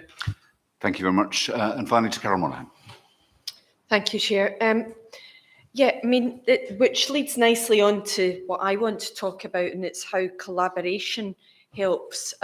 We've got Glasgow have the Riverside district, Strathclyde have the City Science site, and of course here in the Technology and Innovation Centre we've got the Fraunhofer as well. All of these are set up to encourage collaboration. Maybe Ms. Watt, if I start with you, can you tell us how these initiatives do encourage collaboration and how research pooling feeds into this? Sorry. Well, the research pooling, just to start with, was quite fundamental in growing a critical mass of expertise around particular disciplines. So physics, computer science, things like this. And that would be taking particular disciplines right across the Scottish university system. A fantastic way of growing postgraduates and graduate schools. They were very successful, and they have come together to bid for monies internationally at European and at UK level. What I think they have demonstrated over the last 10 or 15 years or so is that it needs some initial pump priming, which the Funding Council did, and then it becomes much more self-financing and self-sustaining. We're now at a point where I think we need a slightly different approach to that collaboration. So we would like to seed back the research pools, which are very successful, into the university sector, and think about the next generation, which might be slightly more interdisciplinary, where we're bringing different disciplines together from universities and encouraging that kind of pooling around either specific themes or missions. And you were talking earlier to the panel about a missions-based approach to how we think about either concentrating our energies or looking at that. So the next generation of, if you like, pump priming that collaboration around research pooling may come into more mission focus, more cross interdisciplinary episodes, and actually encouraging that way of looking at things and connecting those research pools into the infrastructure we've got in Scotland, like the innovation centres, like these districts, these brilliant districts and clusters that are joining up. So I guess there's a next generation evolution of the research pools and better connectivity with the broader assets that we've developed. You've mentioned the initial injection of funding, and you've talked about these collaborations then leading to sort of sustainable businesses. Beyond sustainable, are these collaborations helping to encourage economic growth rather than just managing to stay even? So I think this is where our bit of the spectrum, if you were looking at where we come in on fundamental research and then making that more useful and then bringing it right through into innovation and productivity gains and all the rest, I would say that the fundamental part was to actually grow these to a critical mass where they could sustain themselves. And beyond that, now universities taking those into the next stage. But the biggest point of the connections into things like the innovation centres is that's where you'll get the spurt into growth and into industry and business developing further, either more commercial products from these innovation centres, and that's what they're set up to do, is help that translation. So we are seeing that happening. We're seeing a greater number of spin-outs. Scotland has a lot of spin-outs. The big issue is how we scale some of this up and whether the funding packages, Scottish National Investment Bank and the like, are able to then come in with that kind of ability to scale up quite radically, which I think is a significant challenge for us still. And would the Scottish Funding Council have a role in scaling up, or is the role for them more the initial injection? I think we take it so far along the evolutionary spectrum, if you like. I think we're at the fundamental research and making that the brilliant things like quantum computing, space, natural capital, our kind of precision medicine, all of these things where Scotland has a competitive advantage are being properly funded. Then we can take it a bit further into where we connect fundamental research, project-based research into business and make those connectors happen, either through Innovation Centre funding or through Interface is another body we fund where we try and connect up. But I think that commercialization and into the next phase needs to be, we're part of that ecosystem, but it's not at our own hand. That's where others need to come in. Thank you. And Professor Cotton, I don't know if you've got any comments to add to what Ms. Watt has said. Just to agree with what has been said, and also to highlight that Scotland learned a lot from pooling. It was the first time really that there was a sort of financial incentive of that type to collaborate, and we found different ways of collaboration. We found new modes of collaboration. We tended to learn what worked and what didn't. And so I would suggest there's a level of maturity in the approach to collaboration now in Scotland that maybe wasn't there before. Many aspects of pooling worked really well. Some aspects didn't, as we understand, and that helps to think about the next phase of this. But it's also helped us to collaborate in a whole range of other things. So, the academics from the University of Glasgow are in this building quite regularly for a whole range of different purposes, that some of which are through formal collaboration structures, others are not. They're just academics working together on common research topics and securing external funding or working with business in different topics. And a good example is Glasgow and Strathclyde co-host the Scotland 5G Centre, looking at the potential for 5G to impact on the way that society does its work. So I think there's a level of maturity here that is I think is going to allow us to really leverage the power of the universities collectively in the coming years. And are there examples of similar collaborations in other parts of the UK? It's a good question because actually pooling was the first. The Scottish Pooling Initiative was the first of the sort of national collaborative research mechanisms, and since then we've seen a number of different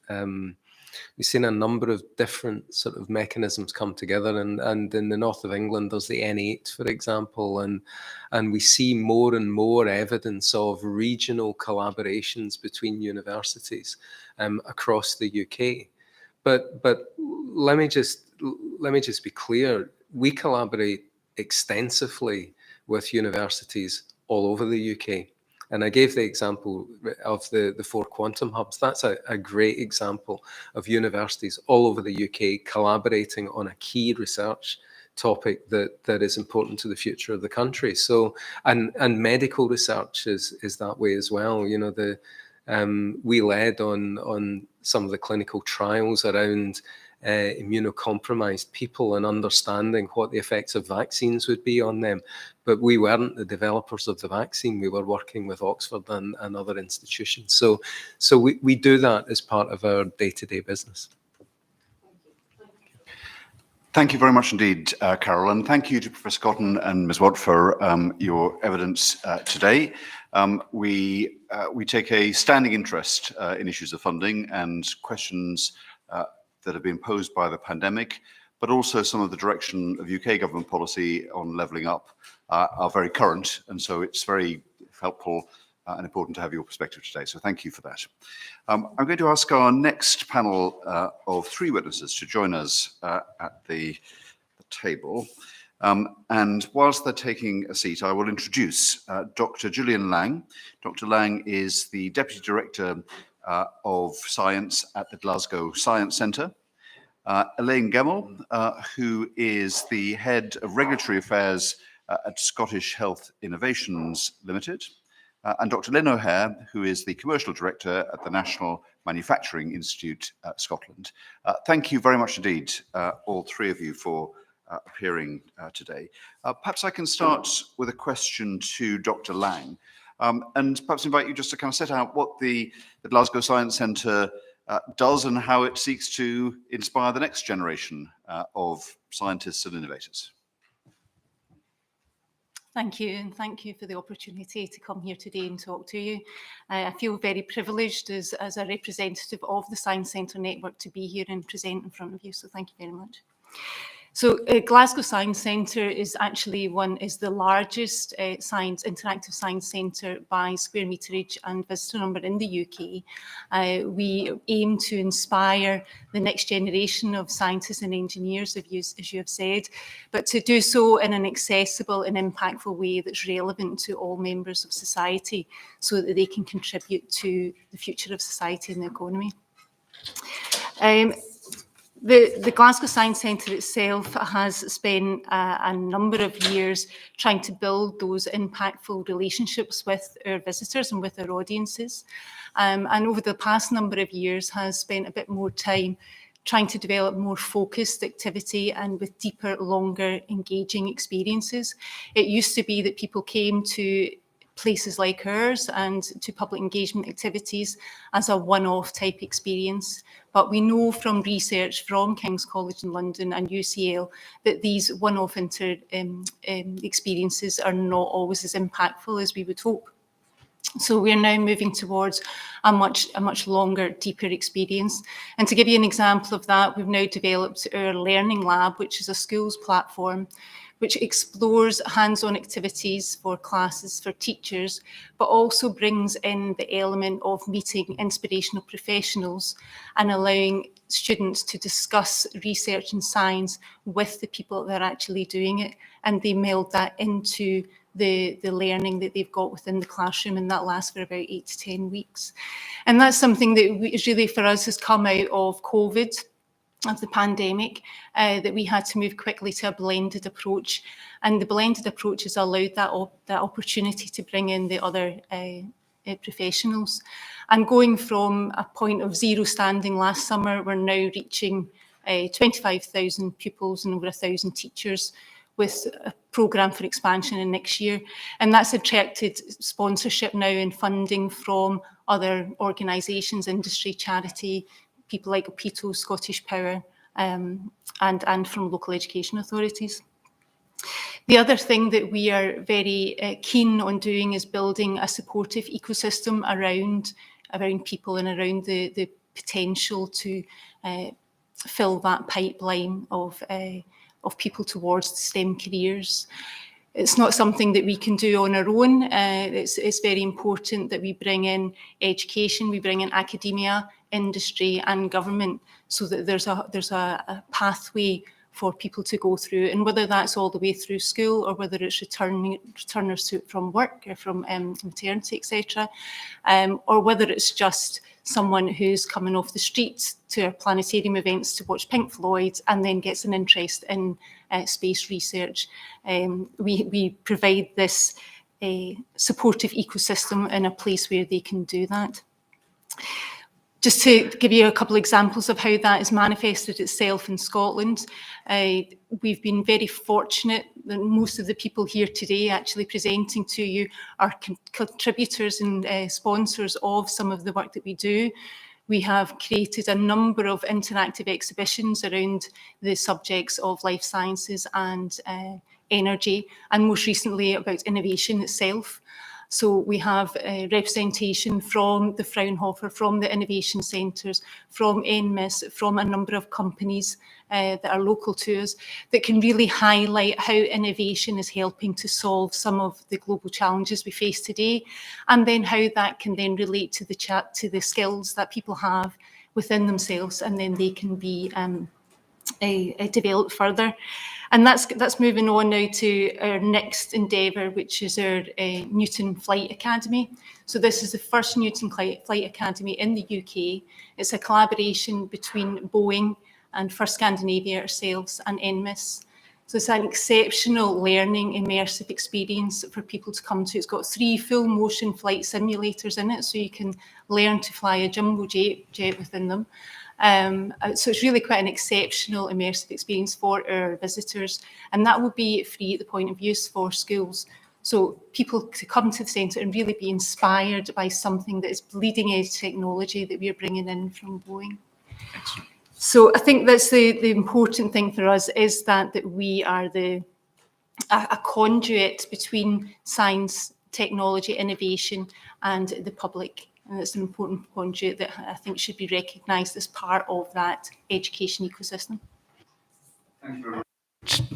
Thank you. You said that very clearly. Can I just turn to Dr. O'Hare, and perhaps you might briefly summarise your National Manufacturing Institute, and perhaps just say a little about the role of catapults in helping particularly small and medium-sized businesses. Absolutely, thank you. So the National Manufacturing Institute Scotland is a group that delivers research, technology and workforce development solutions for manufacturers. We help them to de-risk innovation. We make it easier for them to develop and adopt new technologies and to train and develop their workforces to exploit those technologies effectively. Smes is operated by the University of Strathclyde, and it's supported by the Scottish Government, its enterprise and funding and skills agencies, and it's part of the UK's high-value manufacturing network. Our role as a catapult centre is to bridge the gap between business and academia. We want to be able to turn great ideas coming from our world-class research base into commercial reality, and we do that by helping businesses access a combination of expertise and equipment that would be beyond the reach of many of those businesses as individual companies. In terms of our interaction, particularly with the small and medium-sized enterprises, the small companies, we offer them access to talent, to academic research that's at the cutting edge of their respective fields of development. For example, in our industrial doctorate programme, we have more than 30 students working directly with industrial organisations in areas as diverse as sustainable electrochemical machining and complex data analytics in augmented environments. So we work with academics across Scotland through the Scottish Research Partnership in Engineering to deliver their programmes that are supported by universities that have the right expertise in the right areas, but as part of an Smes manufacturing community. For small businesses, that sees us help them get their designs from the digital drawing board out into production reality. And for example, in a recent case study with a local luxury fashion brand, Rocio, we used 3D scanning and additive manufacturing to help create prototype tooling for the newest iteration of their signature handbag product. That work, supported under the Advancing Manufacturing Challenge Fund, will save significant time, cost and material as they develop their next generation of products, which will now debut at Paris Fashion Week. We also help smaller businesses access the talented workforce that they need to survive and grow. Under the £20 million National Transition Training Fund in Scotland, our graduate training programme is bridging the skills gap in advanced manufacturing for those affected by the pandemic. Thank you very much indeed. Again, a very good introduction. I'm going to pass over to Carol, who will have some questions for Elaine Gemmell. Thank you, and thank you all of you for coming. And I just want to make a comment. It's unusual that we have all-female panels at the Science and Technology Committee, so it's great to see. Ms. Gemmell, if I could turn to you first of all. I mean, can you tell us how easy is it for SMEs to access government grants and private investments, and other ways in which this could be improved for startups? Okay, so this is on. First of all, I'll just slightly set the scene as to where I sit. The organisation I work for, Scottish Health Innovations, and we help to develop innovations that arise within the NHS and take them through from initial concept through to eventual commercialisation. In doing that, we can't do that alone, so we do it across all of the sectors, and we have engagements with the NHS, with clinicians, with academia, with SMEs and with funding bodies. The engagement we have with SMEs is mainly when they have an innovation they would look to roll out in a healthcare setting. So what they would be doing is they would be looking to have an idea that they would then like to take clinically into that area. So with respect to the funding that's available for that, I guess there's a number of options open to them. And we would work with SMEs to help them access grants across lots of different sectors. So it could very well be that it's coming from enterprise agencies. It could be that it's coming from parts of the NHS by way of the research that's going through their departments. Scottish Health Innovations does have a small fund that we can help with initial prototype development. But the role that we can play is to help to supplement any grant applications. And more the area that I work in is regulatory approval for devices. So what happens is that when a grant application is put together, there's more and more focus on making sure that every aspect is in place to make sure that potential grant is successful. So we would help to supplement with some of the information from a regulatory point of view. We would help to put them in contact with the network of clinicians that we have so that they can have clinical input to it. And that helps them to give much more robust grant applications to SMEs hoping to play in this area. Thank you. And is there anything additional the government should be doing to support local innovation? A lot has been done to make sure that there's a core group of functionality that's required for innovation. The landscape is very diverse, and there are lots of areas that play a part in that. So from the intellectual property aspects of innovation through to the legal aspects, to regulatory, to what technology is available. I think what can be done to support it is to make sure that there's a core function. And at the very basic level, that core function should be able to open up doors to industry and to people who want to play in that area. So it may well be that there's a signposting exercise that people may not know exactly what is required, but they will be able to be signposted and put in touch through a network of experts to help them to bring that development to fruition.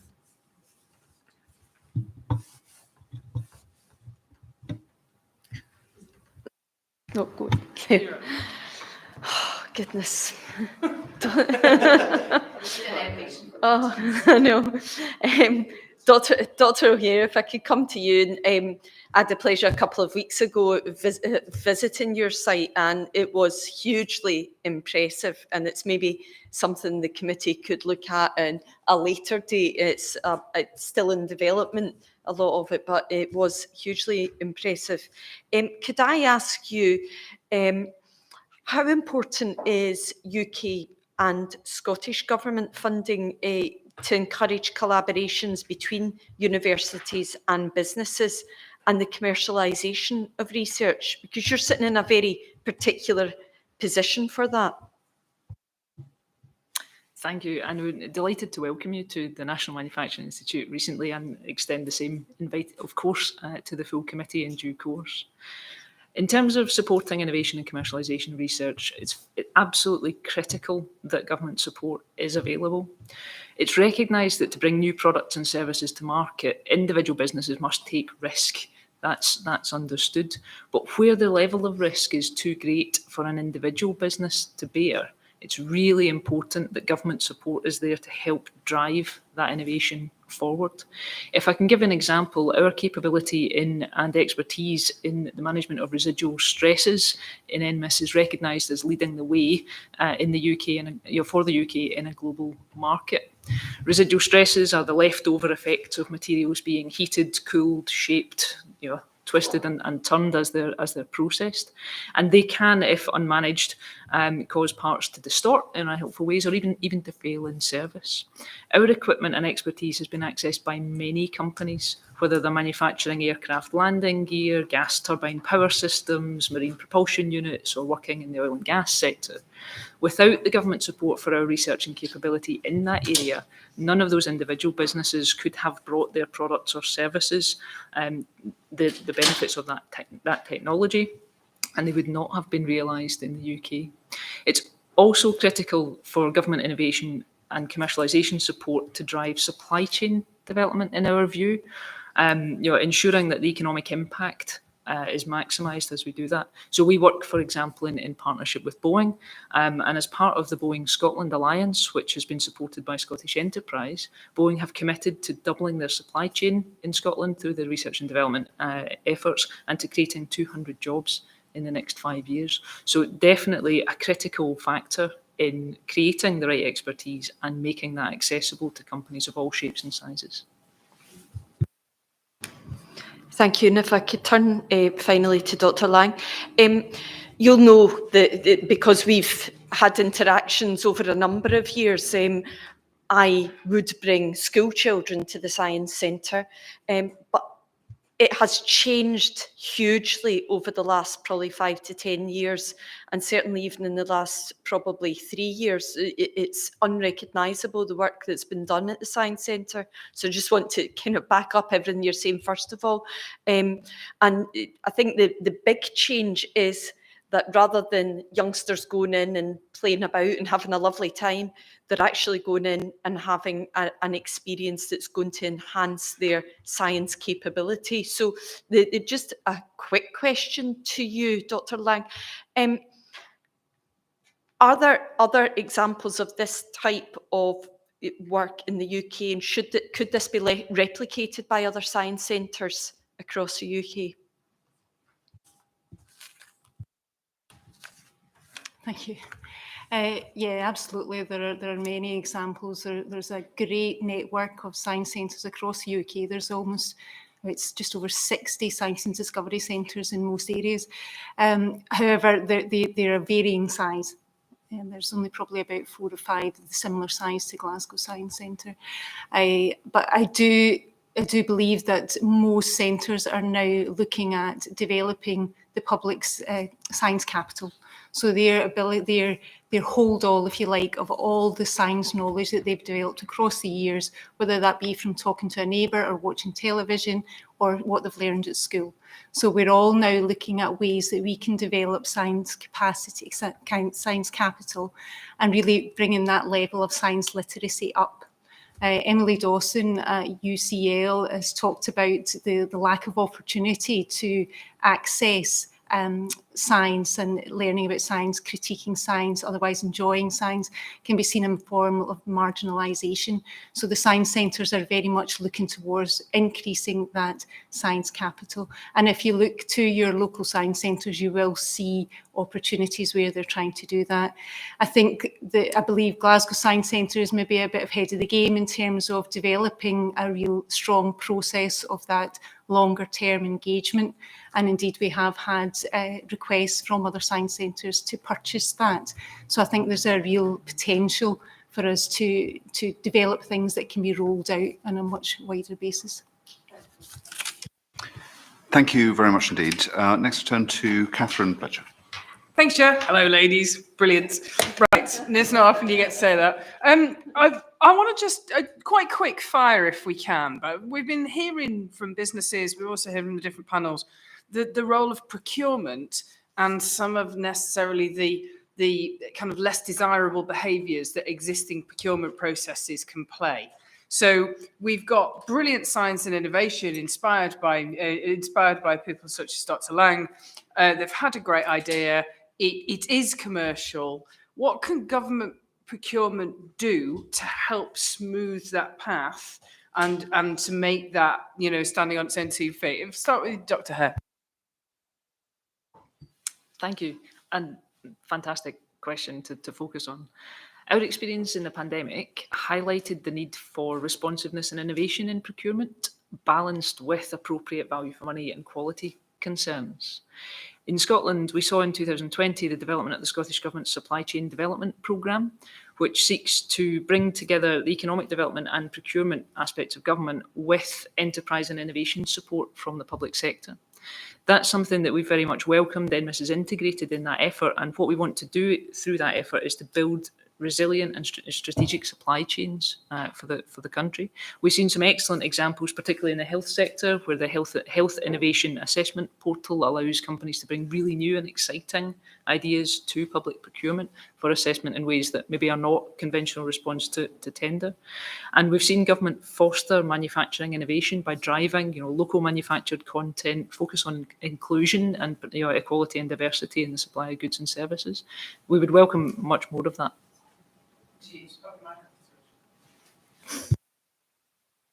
I'm not accustomed to requiring amplification, so it's perfect. There's nothing you'd change about it from the UK government. I think I'd sit in a privileged position of not having to frequently respond to UK government tenders. Our customers are the companies who have to engage in those processes, and I'm sure that they would always tell you that faster, more accessible, and long-term commitment would be what they would want.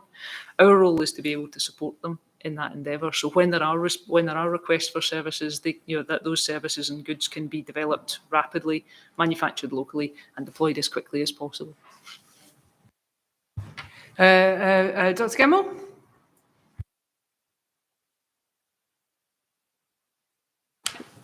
A lot of what the companies we are working with do are looking to initially procure their devices within Scotland. So there is a procurement part of the process that we actually engage with very early on. So they would be actually part of the whole development cycle. So we would initially make sure that we could have the organisations in contact with the procurement individuals so that we could find out what their criteria for getting their products to market. In past years, procurement has been a black box, but I have to say in the last 2 years, I have seen a huge change in the way that they engage with companies, particularly when they're trying to get product to market quickly.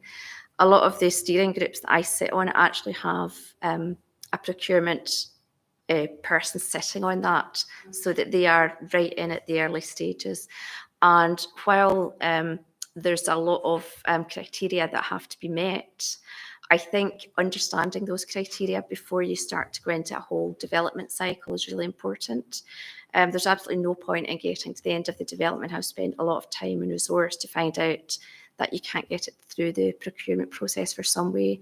So organisations are actually getting information about that at a much earlier stage, and they're also getting a much more engaged conversation with the procurement at the start of the process. So from a UK government point of view, I can't really speak to that, but certainly within Scotland, we're actually seeing that changing quite quickly in the last 2 years. I'm going to just take a slight change of pace, if that's all right. We touched in the last panel, there's this thing called levelling up, where, you know, some people have discovered that there is actually a world north of Birmingham. You know, I mean, I know it's news to everybody in this room. But one of the things there is about making sure that we are shouting loudly and we're describing our attractiveness and our skills and our unique capabilities. You know, this is not a mercy dash levelling up. It's about actually giving people their voice. So may I in turn kind of give you an opportunity to give your voice to one. How attractive is Glasgow for the R&D investment if you're a foreign direct investor? What's your pitch? So we have actually had a number of spin-out companies that have been funded by private investment. And I think the key factor that we have in Glasgow is the people and the skills and the collaborative way that people are able to get together and work together. And they're very generous in sharing their knowledge and experience and making sure that the best way forward is identified and followed regardless of silos within organisations. It is very inclusive and very skilled workforce. Thank you. Glasgow, I think, is very attractive for inward R&D investment. I would echo everything that's been said there. We have a vibrant workforce. It's well connected. Transport links put most of the central belt and the population within easy reach. We have an amazing education system support. We have universities, obviously, are world class. Of course, I would say that. But we also have a fantastic college network and support of organisations like Glasgow Science Centre to make sure that everyone from early years through to lifelong learning is able to access a journey. And we've got 3 innovation districts in the Glasgow City region: Glasgow City Innovation District, Glasgow Riverside Innovation District, and the Advanced Manufacturing Innovation District Scotland.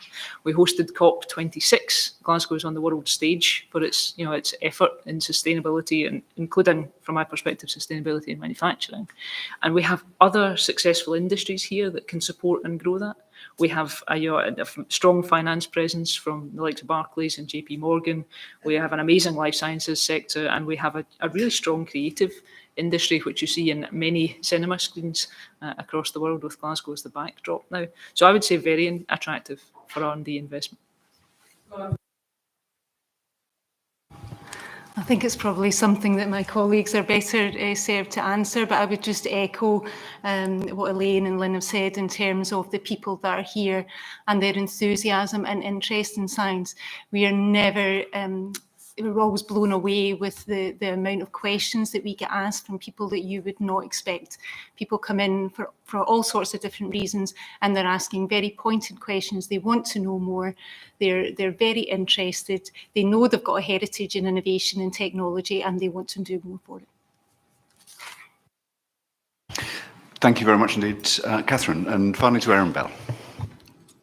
Thank you, Chair. And I'll echo my colleagues' comments on having an all-female panel is very refreshing, because it doesn't happen very often on this committee. Just following on from what Catherine said and the question she asked actually in the last panel, the Levelling Up white paper, it says the government has an aim of increasing public investment in R&D by at least 40% by 2030 outside the southeast. You've made a good pitch as to why Glasgow's attractive. What would Glasgow do with 40% extra money? What could that achieve? I'll start with you, Dr. O'Hare. Oh, sorry. Thank you. And firstly, I'd like to say that any increase in R&D spend is obviously very welcome. And in particular, we commend the levelling up agenda's focus on the role that Glasgow can play in accelerating innovation. I think as many businesses increase their focus on sustainability, that in all contexts, financial viability, cleaner, greener technologies, resilience to shifting supply chain challenge, what we see is an increased focus on collaborative solutions to those shared challenges. So things like green infrastructure, for example, in the Glasgow City Innovation District, the University of Strathclyde is leading an ambitious project to create shared heating, power, transport and climate adaptation solutions that are really attractive to not one but many manufacturing businesses and innovative businesses to come into the city. So I think we would definitely welcome anything in the R&D spend that fostered collaborative solutions to shared challenges, that created better green infrastructure, and that saw effective public-private partnerships. So, for example, one of the areas that we've seen recently is the exploration of drone services for NHS Scotland. That's been, led by a project Caelus as part of the Industrial Strategy Challenge Fund, Future of Flight Challenge. They're very much looking forward to hopefully a second phase of that activity kicking off. And we see those collaborations as effective ways of taking forward the big picture challenges that people are worried about. We also would welcome, the opportunity that the ability to address those shared challenges brings to attract talent. We recognise that we need to grow the number of people in engineering and science disciplines, and that the equality, diversity, inclusion in all forms are really central to being able to maintain that flow of talent. So in terms of supporting that increased investment, those are the background and environmental factors that we think will be really critical. So if I come at it from the point of view that I spoke about earlier, we're having a core set of skills within Scotland that could be accessed by academia, by industry, by the NHS in order to innovate and to develop. Clearly, there would be a significant amount of resource and finance required to set something like that up. But I think that would be able to be accessed and would be for the good of any number of organisations. So I think it would certainly be money well spent. So I would say investing in the core resource that's required for the innovation pathway would be a good use of additional funding. You both work in the innovation sphere supporting companies. As you probably heard from my questions to Karen Watt in the previous panel, Scotland does seem to be a bit of a laggard in terms of business investment in R&D. I don't know the precise circumstances locally, but my experience elsewhere is it tends to be the mid-sized firms that don't really think about it that much. How can we improve the amount of business R&D investment going on in Scotland, particularly in the Glasgow area? I'll start with Dr. O'Hare again. Thank you. I mean, at Strathclyde, we're quite proud to be known for our innovation ecosystem. We were featured as a case study in the UK R&D roadmap, for example. And in the environment here, we host a wide range of industrial research centres. We have engagement with 4 different catapults. We have 4 innovation centres based on our campuses, and we also engage with Fraunhofer UK. We have the National Physical Laboratory, the Lab of the Government Chemist is here, as well as a range of businesses, large and small. And what we do in the innovation districts that we're part of, we're trying to help those companies de-risk growth. We're trying to help them de-risk innovation and increase their productivity, as well as giving them access to talent pipeline at all levels. Those are things that we think encourage that growth in productivity and investment. Our efforts here recently won the Queen's Anniversary Prize for Higher and Further Education in the field of advanced manufacturing. And we were recognised in that for having a very broad and quite distinctive programme that focused on transforming international competitiveness by bringing companies together to address shared challenges, as I've said, and for contributing to the communities that we serve through those innovation districts. So thank you. I mean, on this committee, we go on lots of visits. We see the very best of companies. We've just seen this morning with the space sector. We're about to hear from 2 local companies who obviously been selected because they are very innovative. But there must be an issue with reaching some of the companies that are, you could use the word coasting, and that's absolutely fine for them, but it's not ideal for the productivity and the growth in the long run. What is your catapult and your healthcare innovations? Sorry, I can't remember. The Scottish Health Innovations Limited. What are they doing to try and reach out to companies that aren't currently investing in R&D? So I think two big things. One is making companies aware of the opportunity that R&D can offer. Whether a company is happy with its size and shape, or whether it wants to change that, does determine how much management effort, leadership effort and thought goes into that. We also, so bringing the opportunities into the light introducing people, networking, and showing them the potential in new technology is important. The other thing is creating what we would refer to as the absorptive capacity for research and innovation in businesses. You might have a 200-person small and medium-sized company that has very limited capacity for innovation amongst the staff that are there, in comparison to a 3-person spin-out from a cutting-edge university research group. Our role, and we deliver this through our Manufacturing Skills Academy, is to build and grow that absorptive capacity for innovation in those businesses, to help them not just see the opportunities that we can share with them, but realise those. Yeah, I think there are a lot of companies in Scotland that have very good and very cutting edge technologies, and they're focused on a particular task. In some instances, those technologies would lend themselves to a divergent technology into another field. So when we are looking for companies that we can engage with, when we're looking for particular healthcare solutions, we can look at traditional companies with technologies in completely different areas, and we can help them to see that actually there's a transition that could be made, and their technology could very readily be transferred into a healthcare environment. So what we do is, first of all, identify that that is a potential for them, and then we can put them in touch with the clinicians and with the grant opportunities that would help them move from their traditional field of focus into different areas. Thank you very much indeed. Can I thank all three of our witnesses? You are part of organisations that help drive the possibilities in the region to make use of the assets that are here, and you put them on the mark this morning. We'll be able to draw on them in our reports and our recommendations to government. And so can I say to Ms. Gemmell, to Dr. O'Hare and to Dr. Lang, thank you very much indeed for helping us with our inquiry. We're now going to ask our final panel of witnesses to join us at the table. And I will introduce them as they take their seats. They are Simon Andrews. Mr. Andrews is Executive Director of Fraunhofer UK, which has been referred to several times in this afternoon's session, and Dr. Stuart Hanna, who is the founder of Microplate DX. Thank you for joining us today. You haven't had far to come, but we've come to see you, so we want to hear what you've been doing. Perhaps I can start with Dr. Hanna, and perhaps give us a little pen portrait of what Microplate DX does. Yes, absolutely. Thank you very much for the opportunity today. So yes, Microplate DX is a University of Strathclyde spin-out company. We're specialising in developing rapid in vitro diagnostic sensor tests, which basically enable clinicians at the point of care to be able to very quickly, basically in under 1 hour, to ascertain the best choice of antibiotic to treat a particular patient's infection with. And if you compare that to the current gold standard technology, which takes 2 days, it's a significant reduction in time. And ultimately, that means you can get the right antibiotic to the patient as quickly as possible.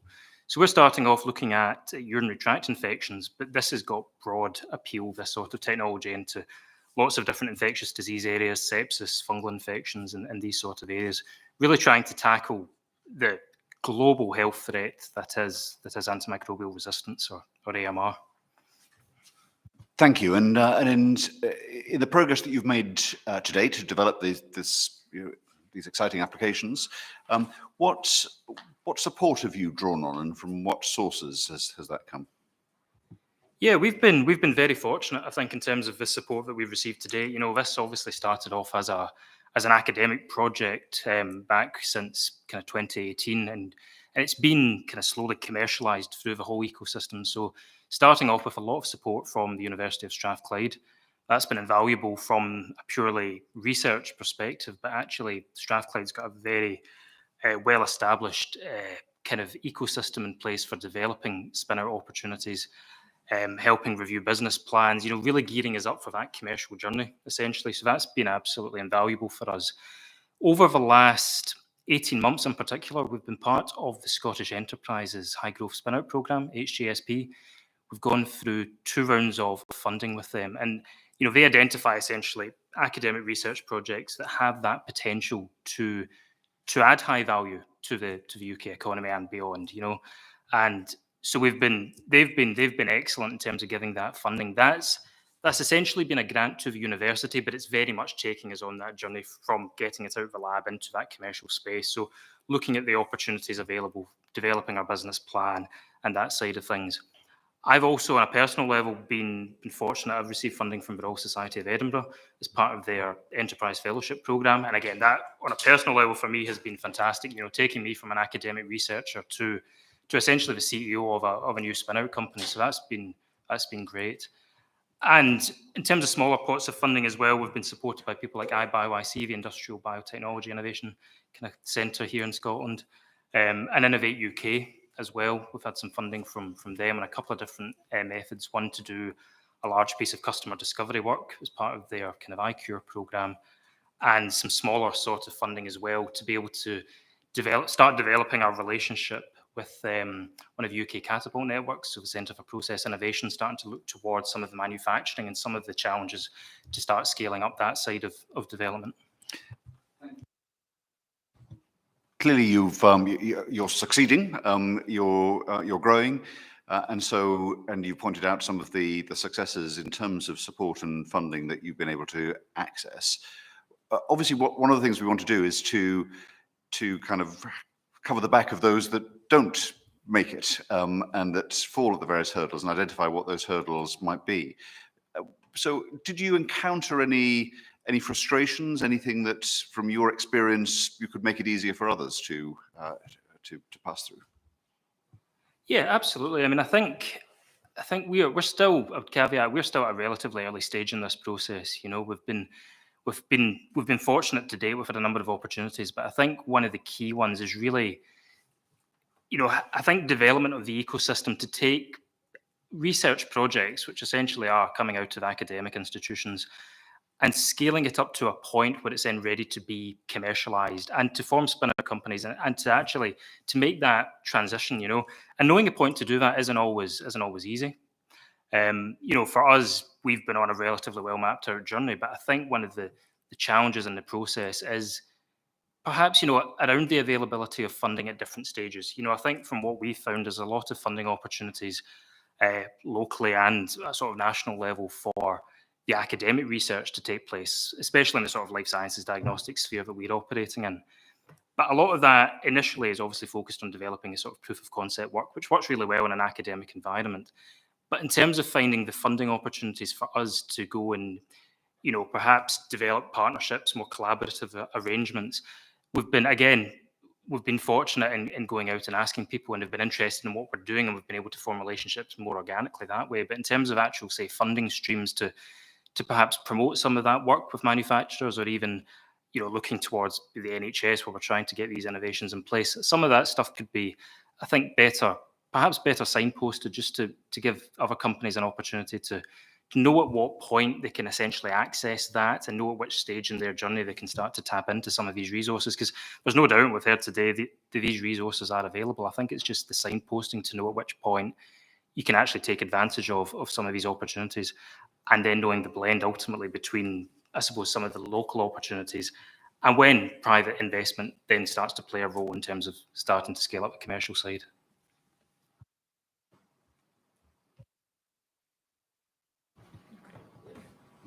Thank you. And finally, from me on this, obviously we're meeting in the aftermath of COVID. What effect has that had on your growth and the ability to kind of propel yourself forward? Yes, it's a very good question. It's certainly been a blessing and a curse in some respects. I think in terms of the negative impact of it, keeping the momentum going, keeping the team together has been challenging. Accessing lab facilities with all the restrictions obviously it's been immensely challenging in some respects. But I would say, on the other hand, for us in the sort of diagnostic space in the UK, it's had a lot of positives in one respect. We've certainly raised a lot of awareness now at a UK level a global level really, of the need for diagnostics, of the need for rapid testing, tying into us, okay, not quite viral detection, but looking at bacterial detection, the idea of sort of antimicrobial resistance. But actually, there's a far wider now public understanding, I think, of the area that we're trying to operate in, which is excellent. You've got primary school kids doing lateral flow tests on a daily basis. The idea of diagnostics a couple of years back just wouldn't, there'd been no understanding of that really at all. So that's been hugely beneficial for us trying to explain the message, talking to investors, a number of different stakeholders about what we're trying to achieve. So in that respect, there has been a huge bonus to it. But I think, underpinning all of that is keeping that momentum going, I think, is important, and not losing sight of the need for diagnostics and the fact that things like AMR, from our point of view, is a pandemic that is essentially around the corner. And, diverting attention back to some of these key areas, I think now is absolutely critical. Thank you very much indeed. I'm going to turn to my colleagues, starting with Carol Monaghan. Thank you. If I could turn to Simon Andrews. Could you tell us a little about the Fraunhofer, the type of work it does and how it was impacted by the pandemic? Thanks. If I can also extend my welcome to the home of Fraunhofer upstairs, the Technology and Innovation Centre, Glasgow City Innovation District, and the campus of Strathclyde University. Really appreciate the opportunity to contribute. If I could give you a very potted background to Fraunhofer, it's a very unusual organisation. This committee may be very well aware of Fraunhofer Gesellschaft, often referred to as the gold standard of technology transfer and innovation worldwide. A huge organisation in Germany, but has also been doing things internationally for 25, 30 years. There are something like 28,000 employees across 73 institutes in Germany, being that well-defined body between universities and industry in their context. In 2009, the UK government, the then Science Minister, Lord Drayson, invited Fraunhofer Gesellschaft to do something in the UK, and that's why I'm sitting here today. Around about 2012, after many universities been interested in developing business plans and looking at things, the ambition of this area was a very significant factor in developing and founding Fraunhofer UK Research Limited. That's the notional headquarters for Fraunhofer centres in the UK, of which we currently have one, the Fraunhofer Centre for Applied Photonics, which is upstairs. So in 2012, Scottish Enterprise, Scottish Government, Scottish Funding Council, the University of Strathclyde, and Fraunhofer Gesellschaft contributed core funding for 5 years to get things going. It's good to try bold experiments. So a few years on, I'm delighted to say it works a treat. We were allowed to adapt the model to UK circumstances, UK funding sources, UK companies. We've tried to follow the model as closely as possible.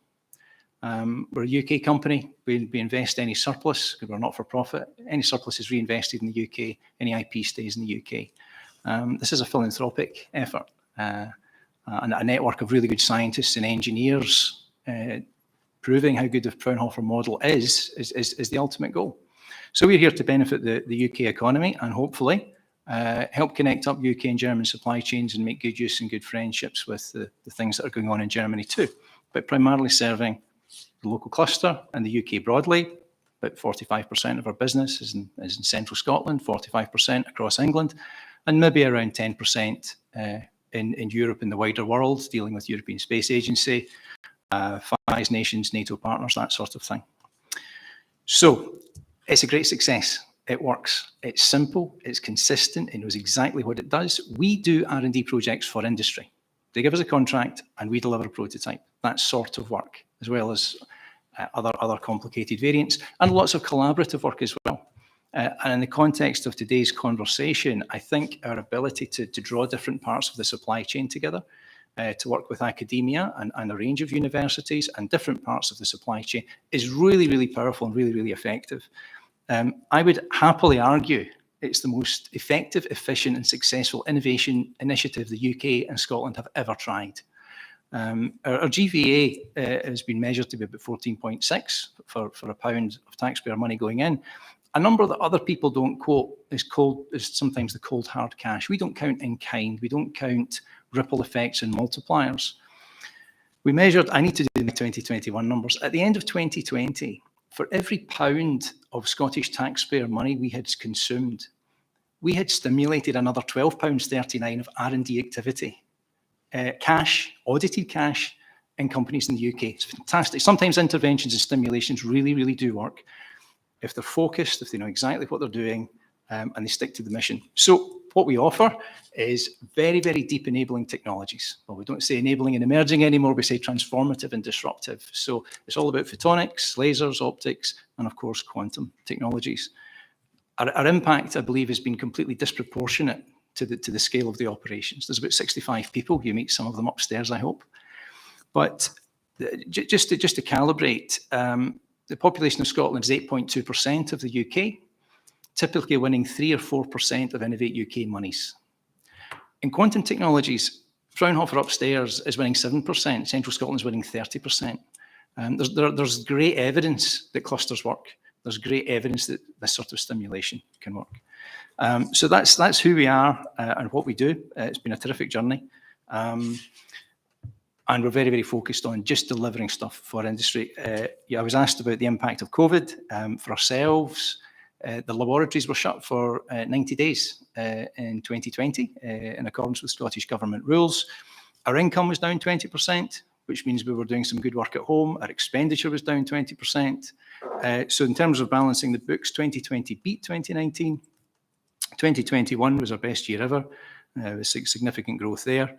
About 30% growth, and this year we're already ahead of where we were last year. We've learned a lot from speaking with our industrial customers in terms of resilience and what they're doing. One of the most interesting things is local laser companies. Instead of sending someone out to install a laser, they've adapted their products so they can be installed remotely. And in terms of resilience, I think industry has taken a long, hard look at its supply chains and discovering it may have a dual source of some subsystems and components, but deep down within them, the chips are identical. And some companies are looking at the additional expense of making sure that they've got dual supply all the way down the supply chain and considering where those things come from. If Asia shuts for 3 months, is there dual supply genuinely geographically spread? So it's been a real learning time for all of us. Good. Carol.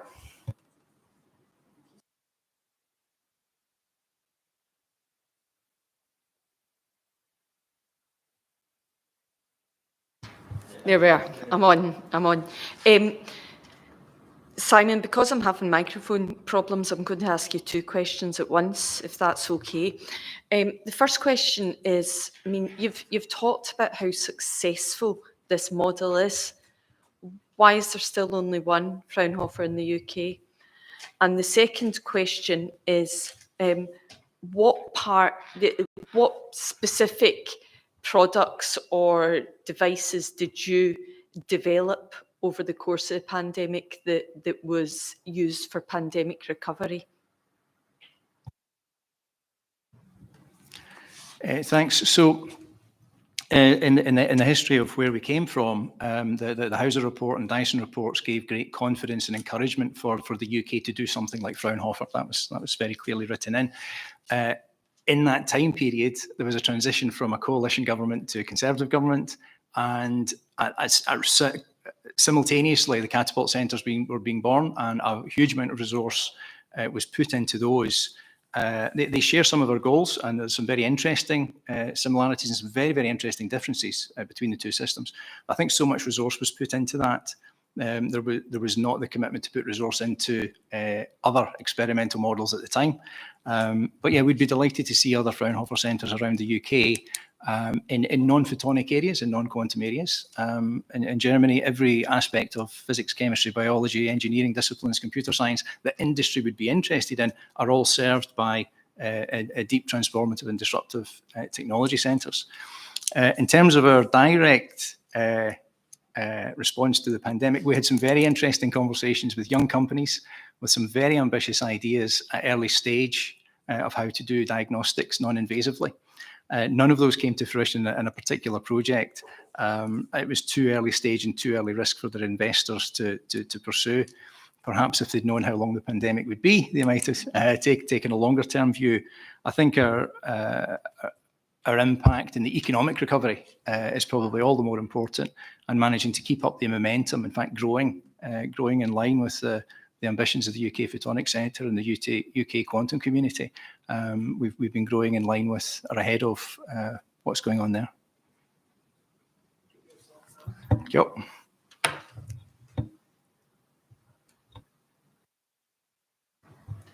Unfortunately, although we can all hear each other in this room, it's for the broadcasting. We need the microphones, so apologies for this.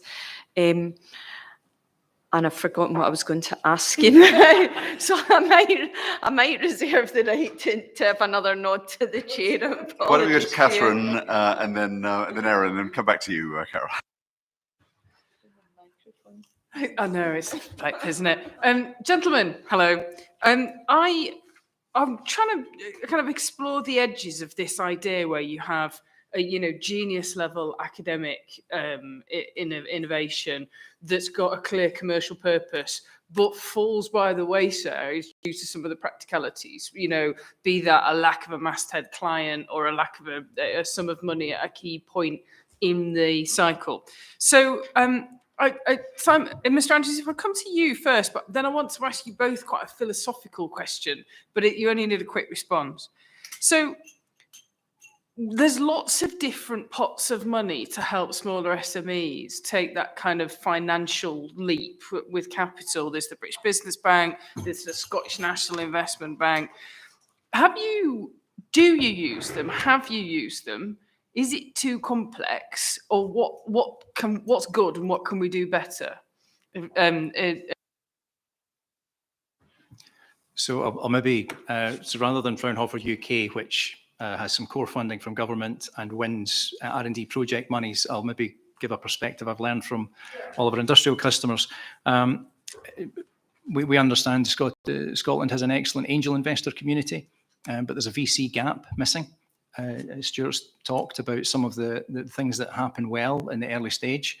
I think there are a wide range of aspects to bear in mind. A lot of our companies in Scotland are foreign headquartered.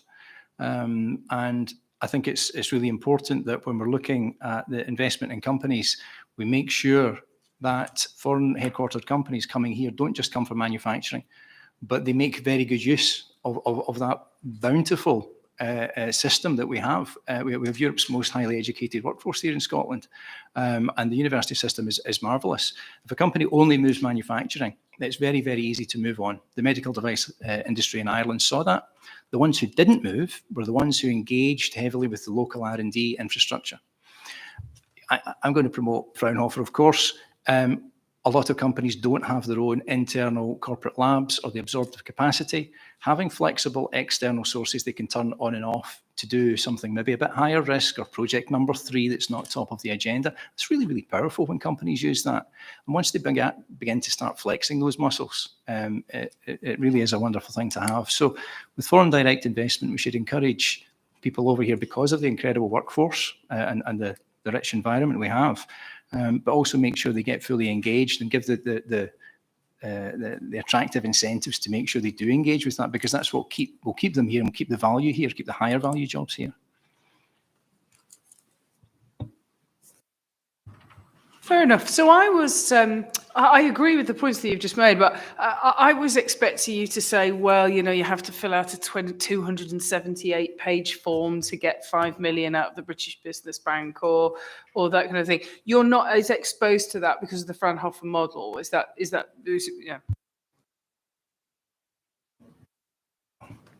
One frequently asked question is about the bureaucracy and the hurdles. I'm a huge fan of Innovate UK. They do an outstanding job of bringing together different companies, and when they need it, RTOs and university expertise in business-led projects. They can only fund about half of the really high quality proposals that they get, the ones that are well above the quality threshold. I'm delighted to see their budgets going up, but it's going to take another 5 years to get remotely to where it needs to be. That sort of stimulus is really helpful. I'm often asked, isn't it incredibly complicated and difficult to win an Innovate UK project? And anyone who's completed the process once, I then ask them, now that you've been through that learning curve, would you do it? I go, oh yeah, it's really easy. It's the people who've not done it and not won who find it challenging or daunting looking at 10 questions. To hand out millions of pounds, I think deserves 10 questions. It's orders of magnitude less complicated than winning money from Horizon Europe or European Space Agency, for instance. But that initial fear of the unknown, there's a reason why people don't claim their R&D tax credits. They probably think it's more complicated. Once they've done it once, the second time's easier. And organisations like ourselves have a role in helping people and guide them through that process.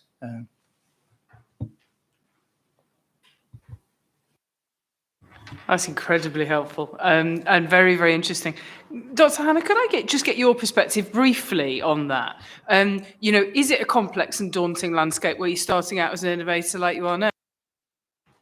Yeah, no, it's a really good question. I think it's certainly a complex environment. I'm not sure I would go so far as to say it's daunting. I mean, I think from my point of view, it's all about having that balance between private investment and, I guess, the public purse to a degree, you know.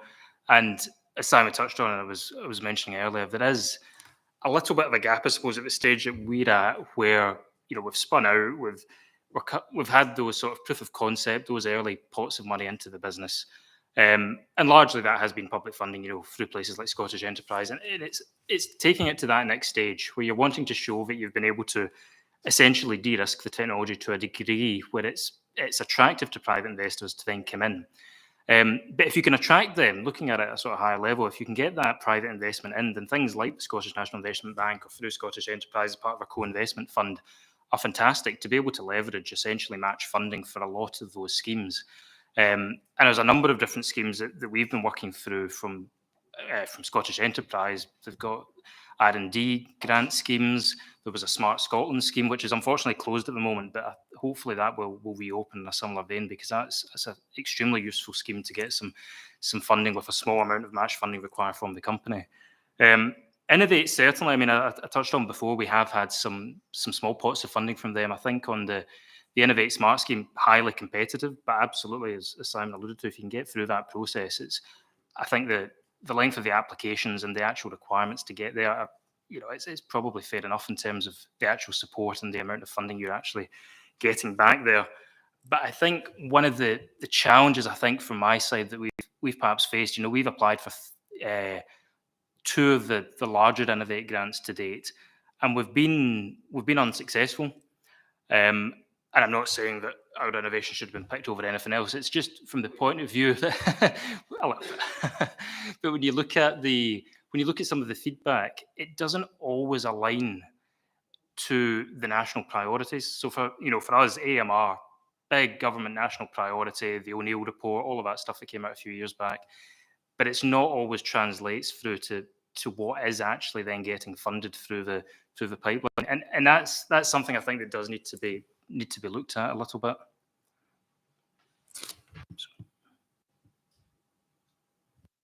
So, thank you. So just so I understand you think Innovate UK has become very successful in looking for the commercial opportunity, and is perhaps not as good at talking about the kind of geostrategic opportunities that may well have a commercial future, like such as antimicrobial resistance. Is that correct?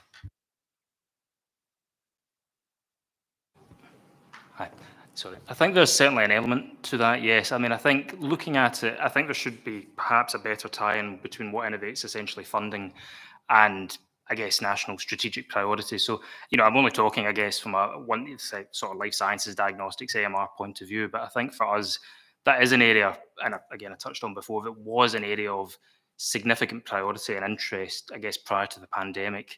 And hopefully that will continue, and certainly at government level and at policy level, but hopefully that's something that translates, I think, on the ground in terms of the funding available.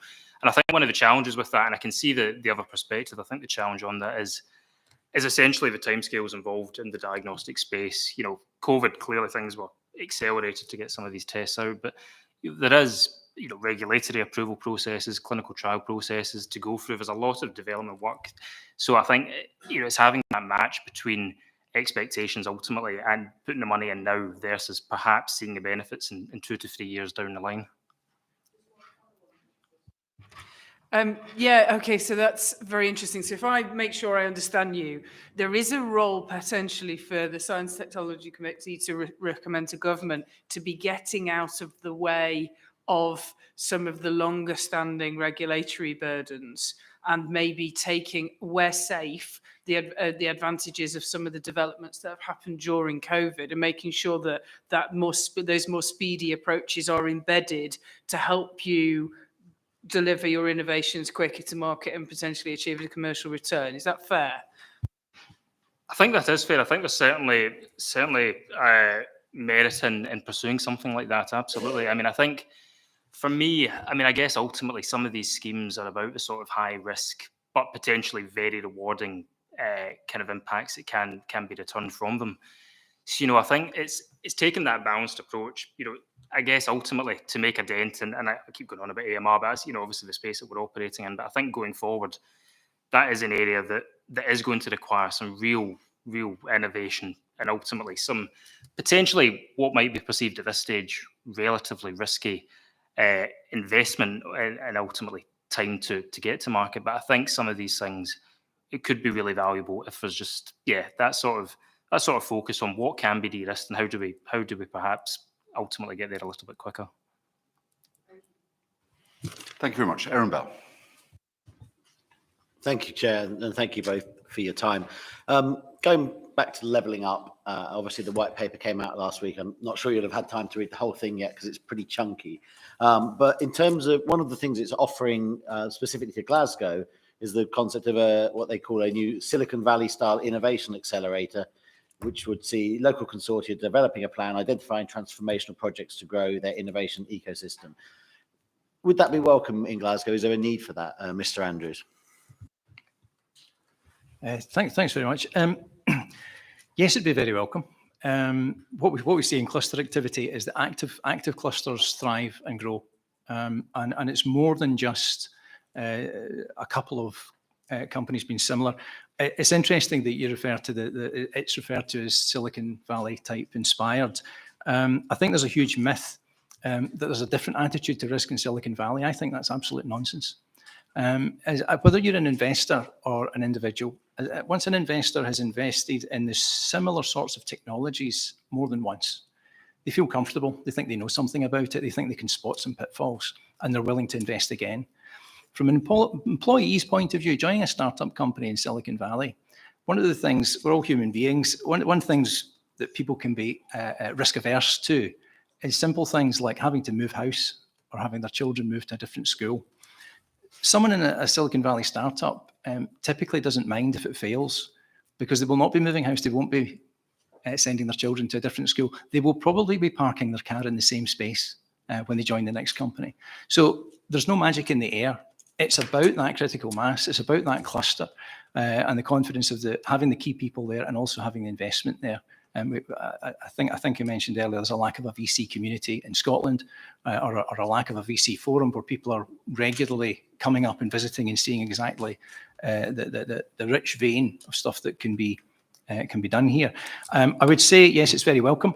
I would say that in terms of, you've discussed layers of strategy today, absolutely. I think it should be done in a close and friendly collaboration and consultation with the Scottish Government, Scottish Enterprise, the Glasgow Economic Leadership Group, places like this, and Strathclyde's view on the Innovation Campus, absolutely. People like Alistair Ferguson from Strathclyde, who went to Stanford 30, 40 years ago on a scholarship, and has built bridges between some of the Scottish universities and Stanford University, and has been saying we need these sorts of things for many, many years. He founded the Institute of Photonics, which led to Fraunhofer UK. These things don't happen by accident.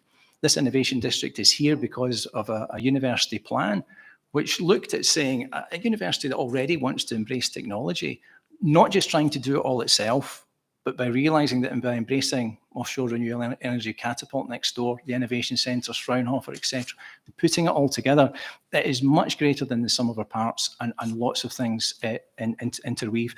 So in terms of strategy, there really needs to be deep early conversations to do it. There's a couple of things in the document terrified me. Overseen by UKRI and BASE. Pick one. Delivered day to day by UKRI and Innovate UK. If you're going to you might want to pick one, but also the rest of the document is about decentralising things. Day-to-day operations should not be from Swindon, with the greatest of respect. Much as I love Innovate UK, I think it should be decentralised. There's an aim to measure its success within 3 years. I think that's completely unrealistic. By the time a centre starts up, gets a chief exec, starts getting some management together, works out the local strategies and what to do, you're 18 months in and you've not really got going. Knowing whether or not it's successful within 3 years, I don't think is realistic. And I noticed that the rollout was looking at funding things about half that level already. So I've got some concerns, but I welcome it. We'll join in, we'll chuck in our tuppence worth, and we'll hopefully make it a success. But I would recommend that there's really strong consultation with the local people who are driving things at a phenomenal pace here. And I would suggest you use an existing back office that's already set up. It will be easier to get up and running much quicker instead of inventing a new legal entity. I would recommend Strathclyde, Ennis, I would recommend Fraunhofer, of course. But yeah, I'd love to see it happening and learn more about exactly what it's going to do. Thank you. That's a very comprehensive answer, and thank you for obviously taking the time to read the white paper and prepare that. Dr. Hannah, did you want to come in on the white paper?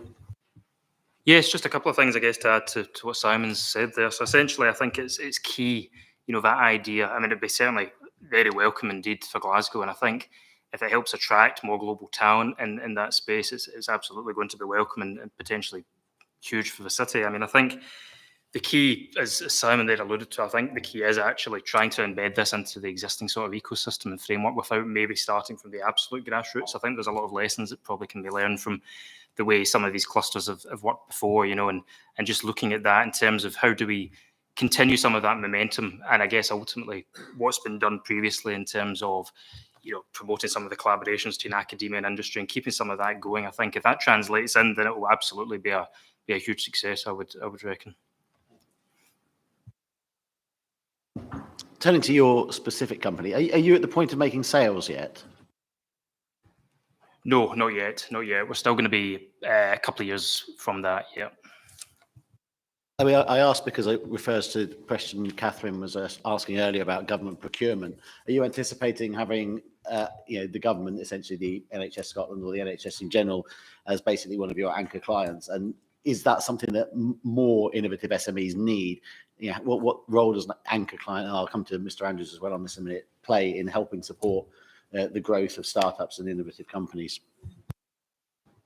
Yeah, I think on the procurement piece, it's absolutely vital. I think that I guess particularly for us, it is the NHS in Scotland, but also looking at the NHS in England and trying to understand these different procurement routes to get to that point. We heard from Scottish Health Innovations Limited, and they're doing some excellent work in terms of identifying companies at our sort of stage in the journey, those sort of that pipeline of technologies that are coming through.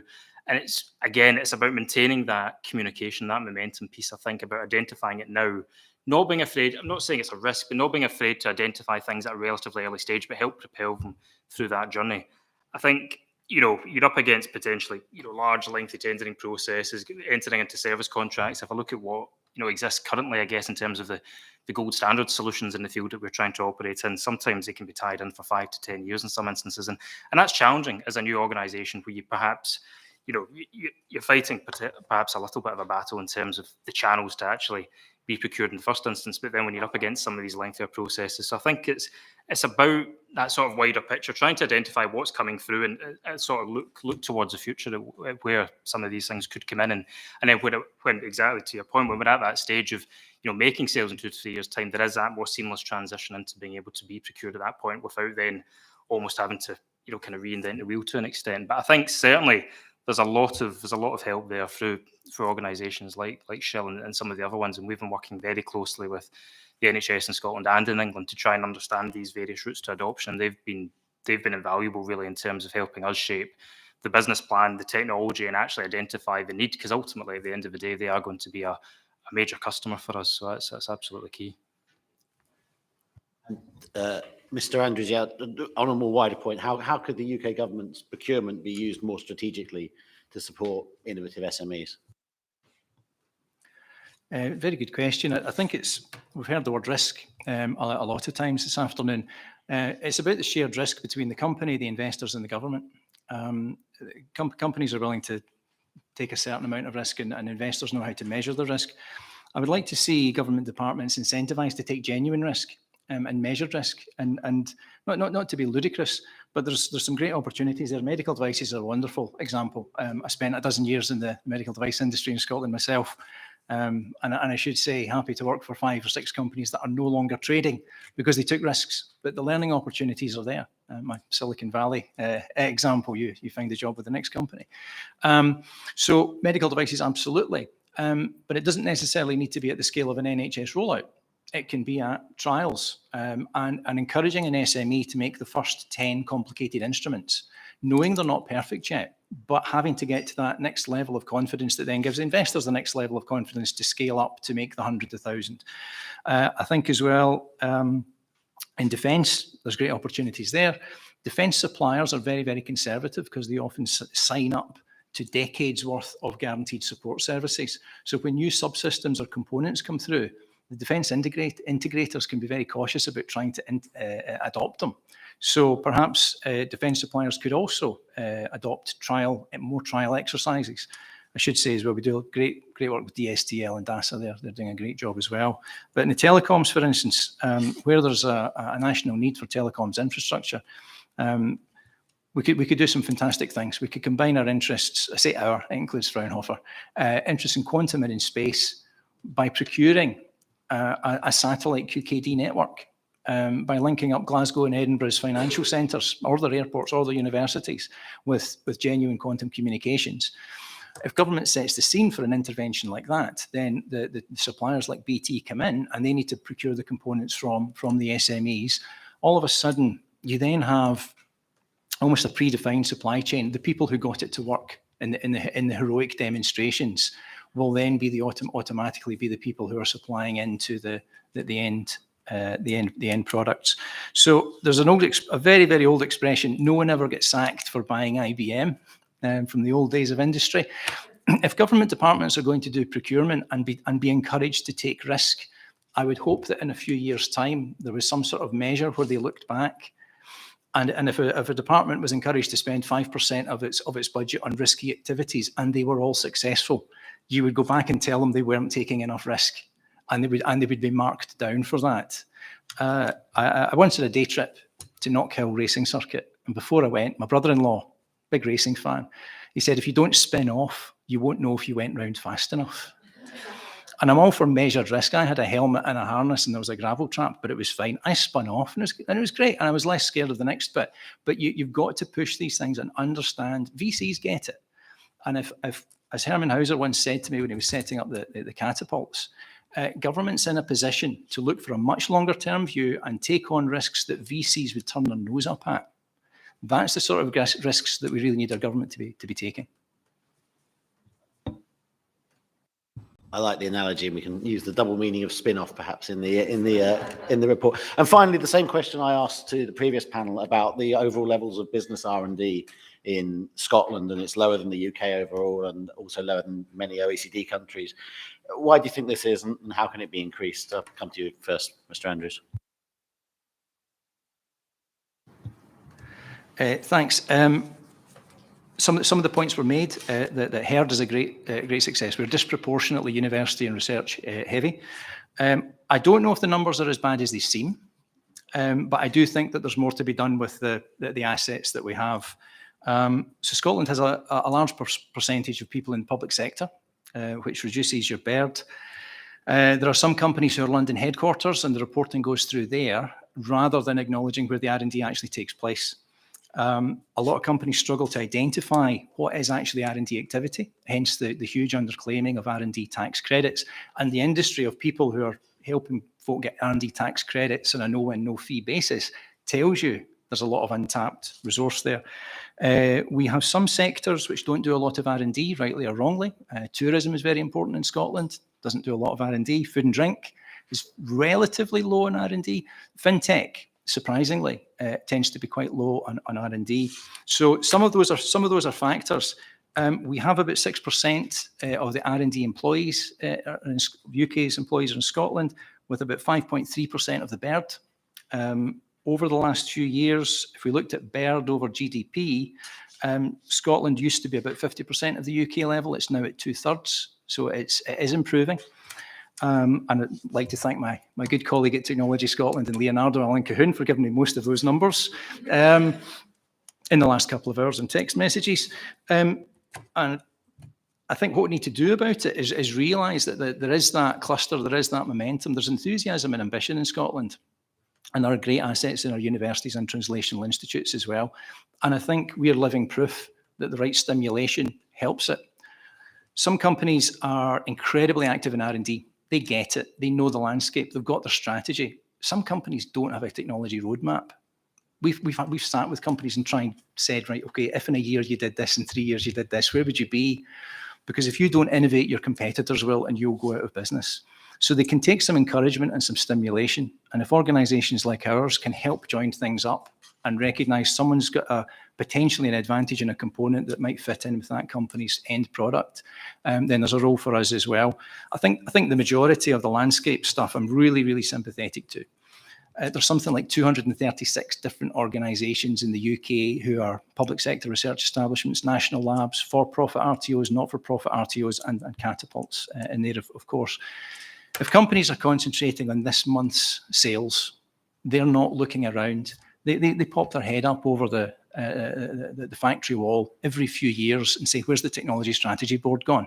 Oh, we call it Innovate UK. It's part of UKRI. What's UKRI? Well, we put it together quite a few years ago. So they don't know the language. So there's the barriers on the jargon and the schemes, and all of these things seem to be changing very, very quickly for those that are not very active. So it takes our encouragement. It takes taking them through 10 questions and saying, this is how you do it, and have you seen? And yes, I know you want to tell your story, but you've really got to answer the question. That's how you win the project. And again, I think there's a place for organisations like our own where we really see what can be done with the technology, but also the commercial view as well, and really having that flowing through our veins. Excellent science and engineering, but the real business brain, the real commercial outlook.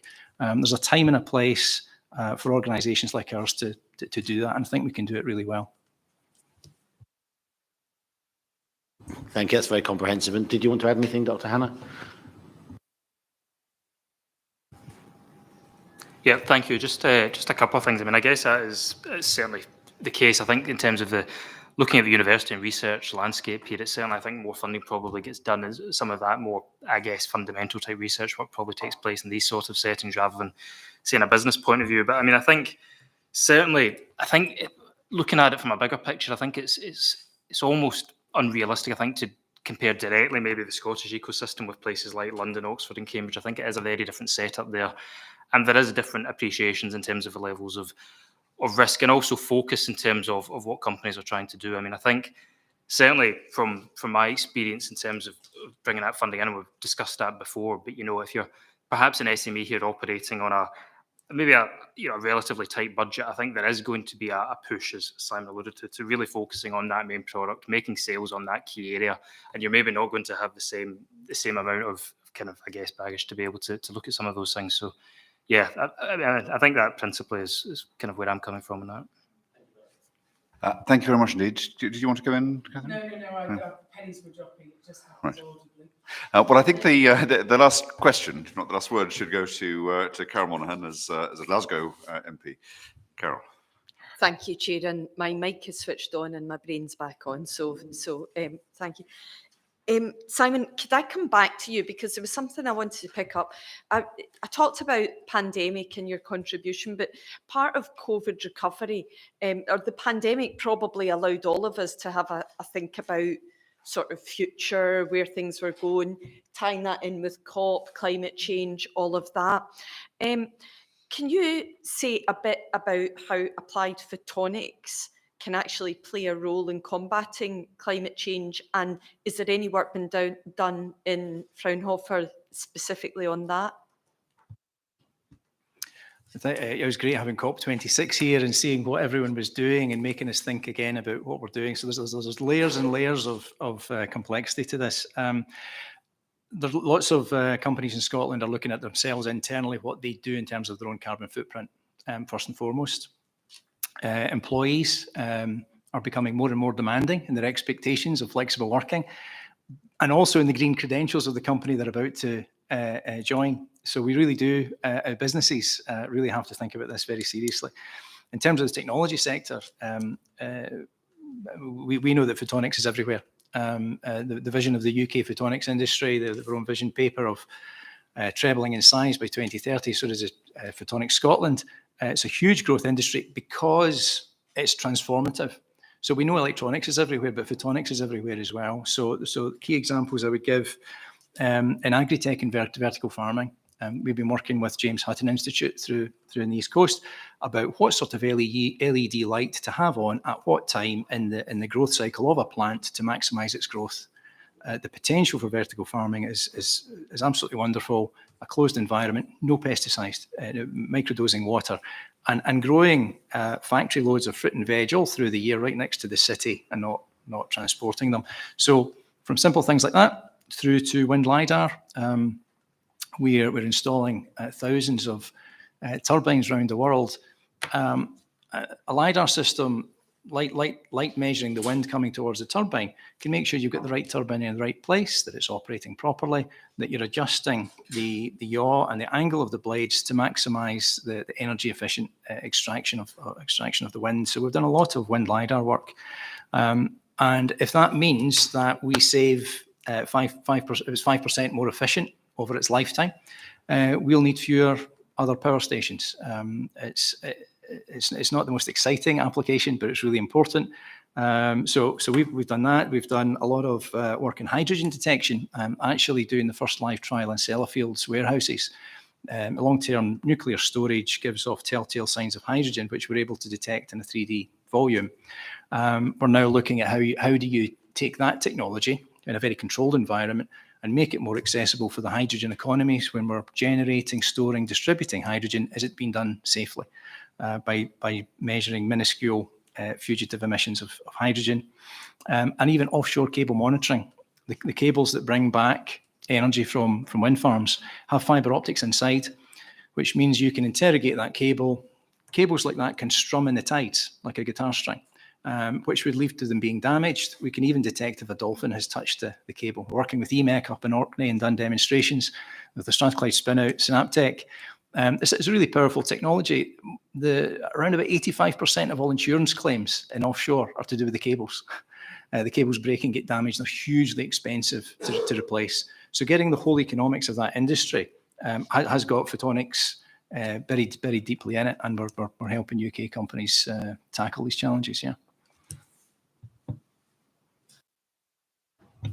Thank you very much. And Chair, I should probably declare an interest at this point as the chair of the all-party parliamentary group on quantum and photonics. But thank you for that, Simon. And I know that you're going to take a bit of time to show us some stuff, so looking forward to that. But thank you both and all the witnesses this afternoon for joining us here in Glasgow.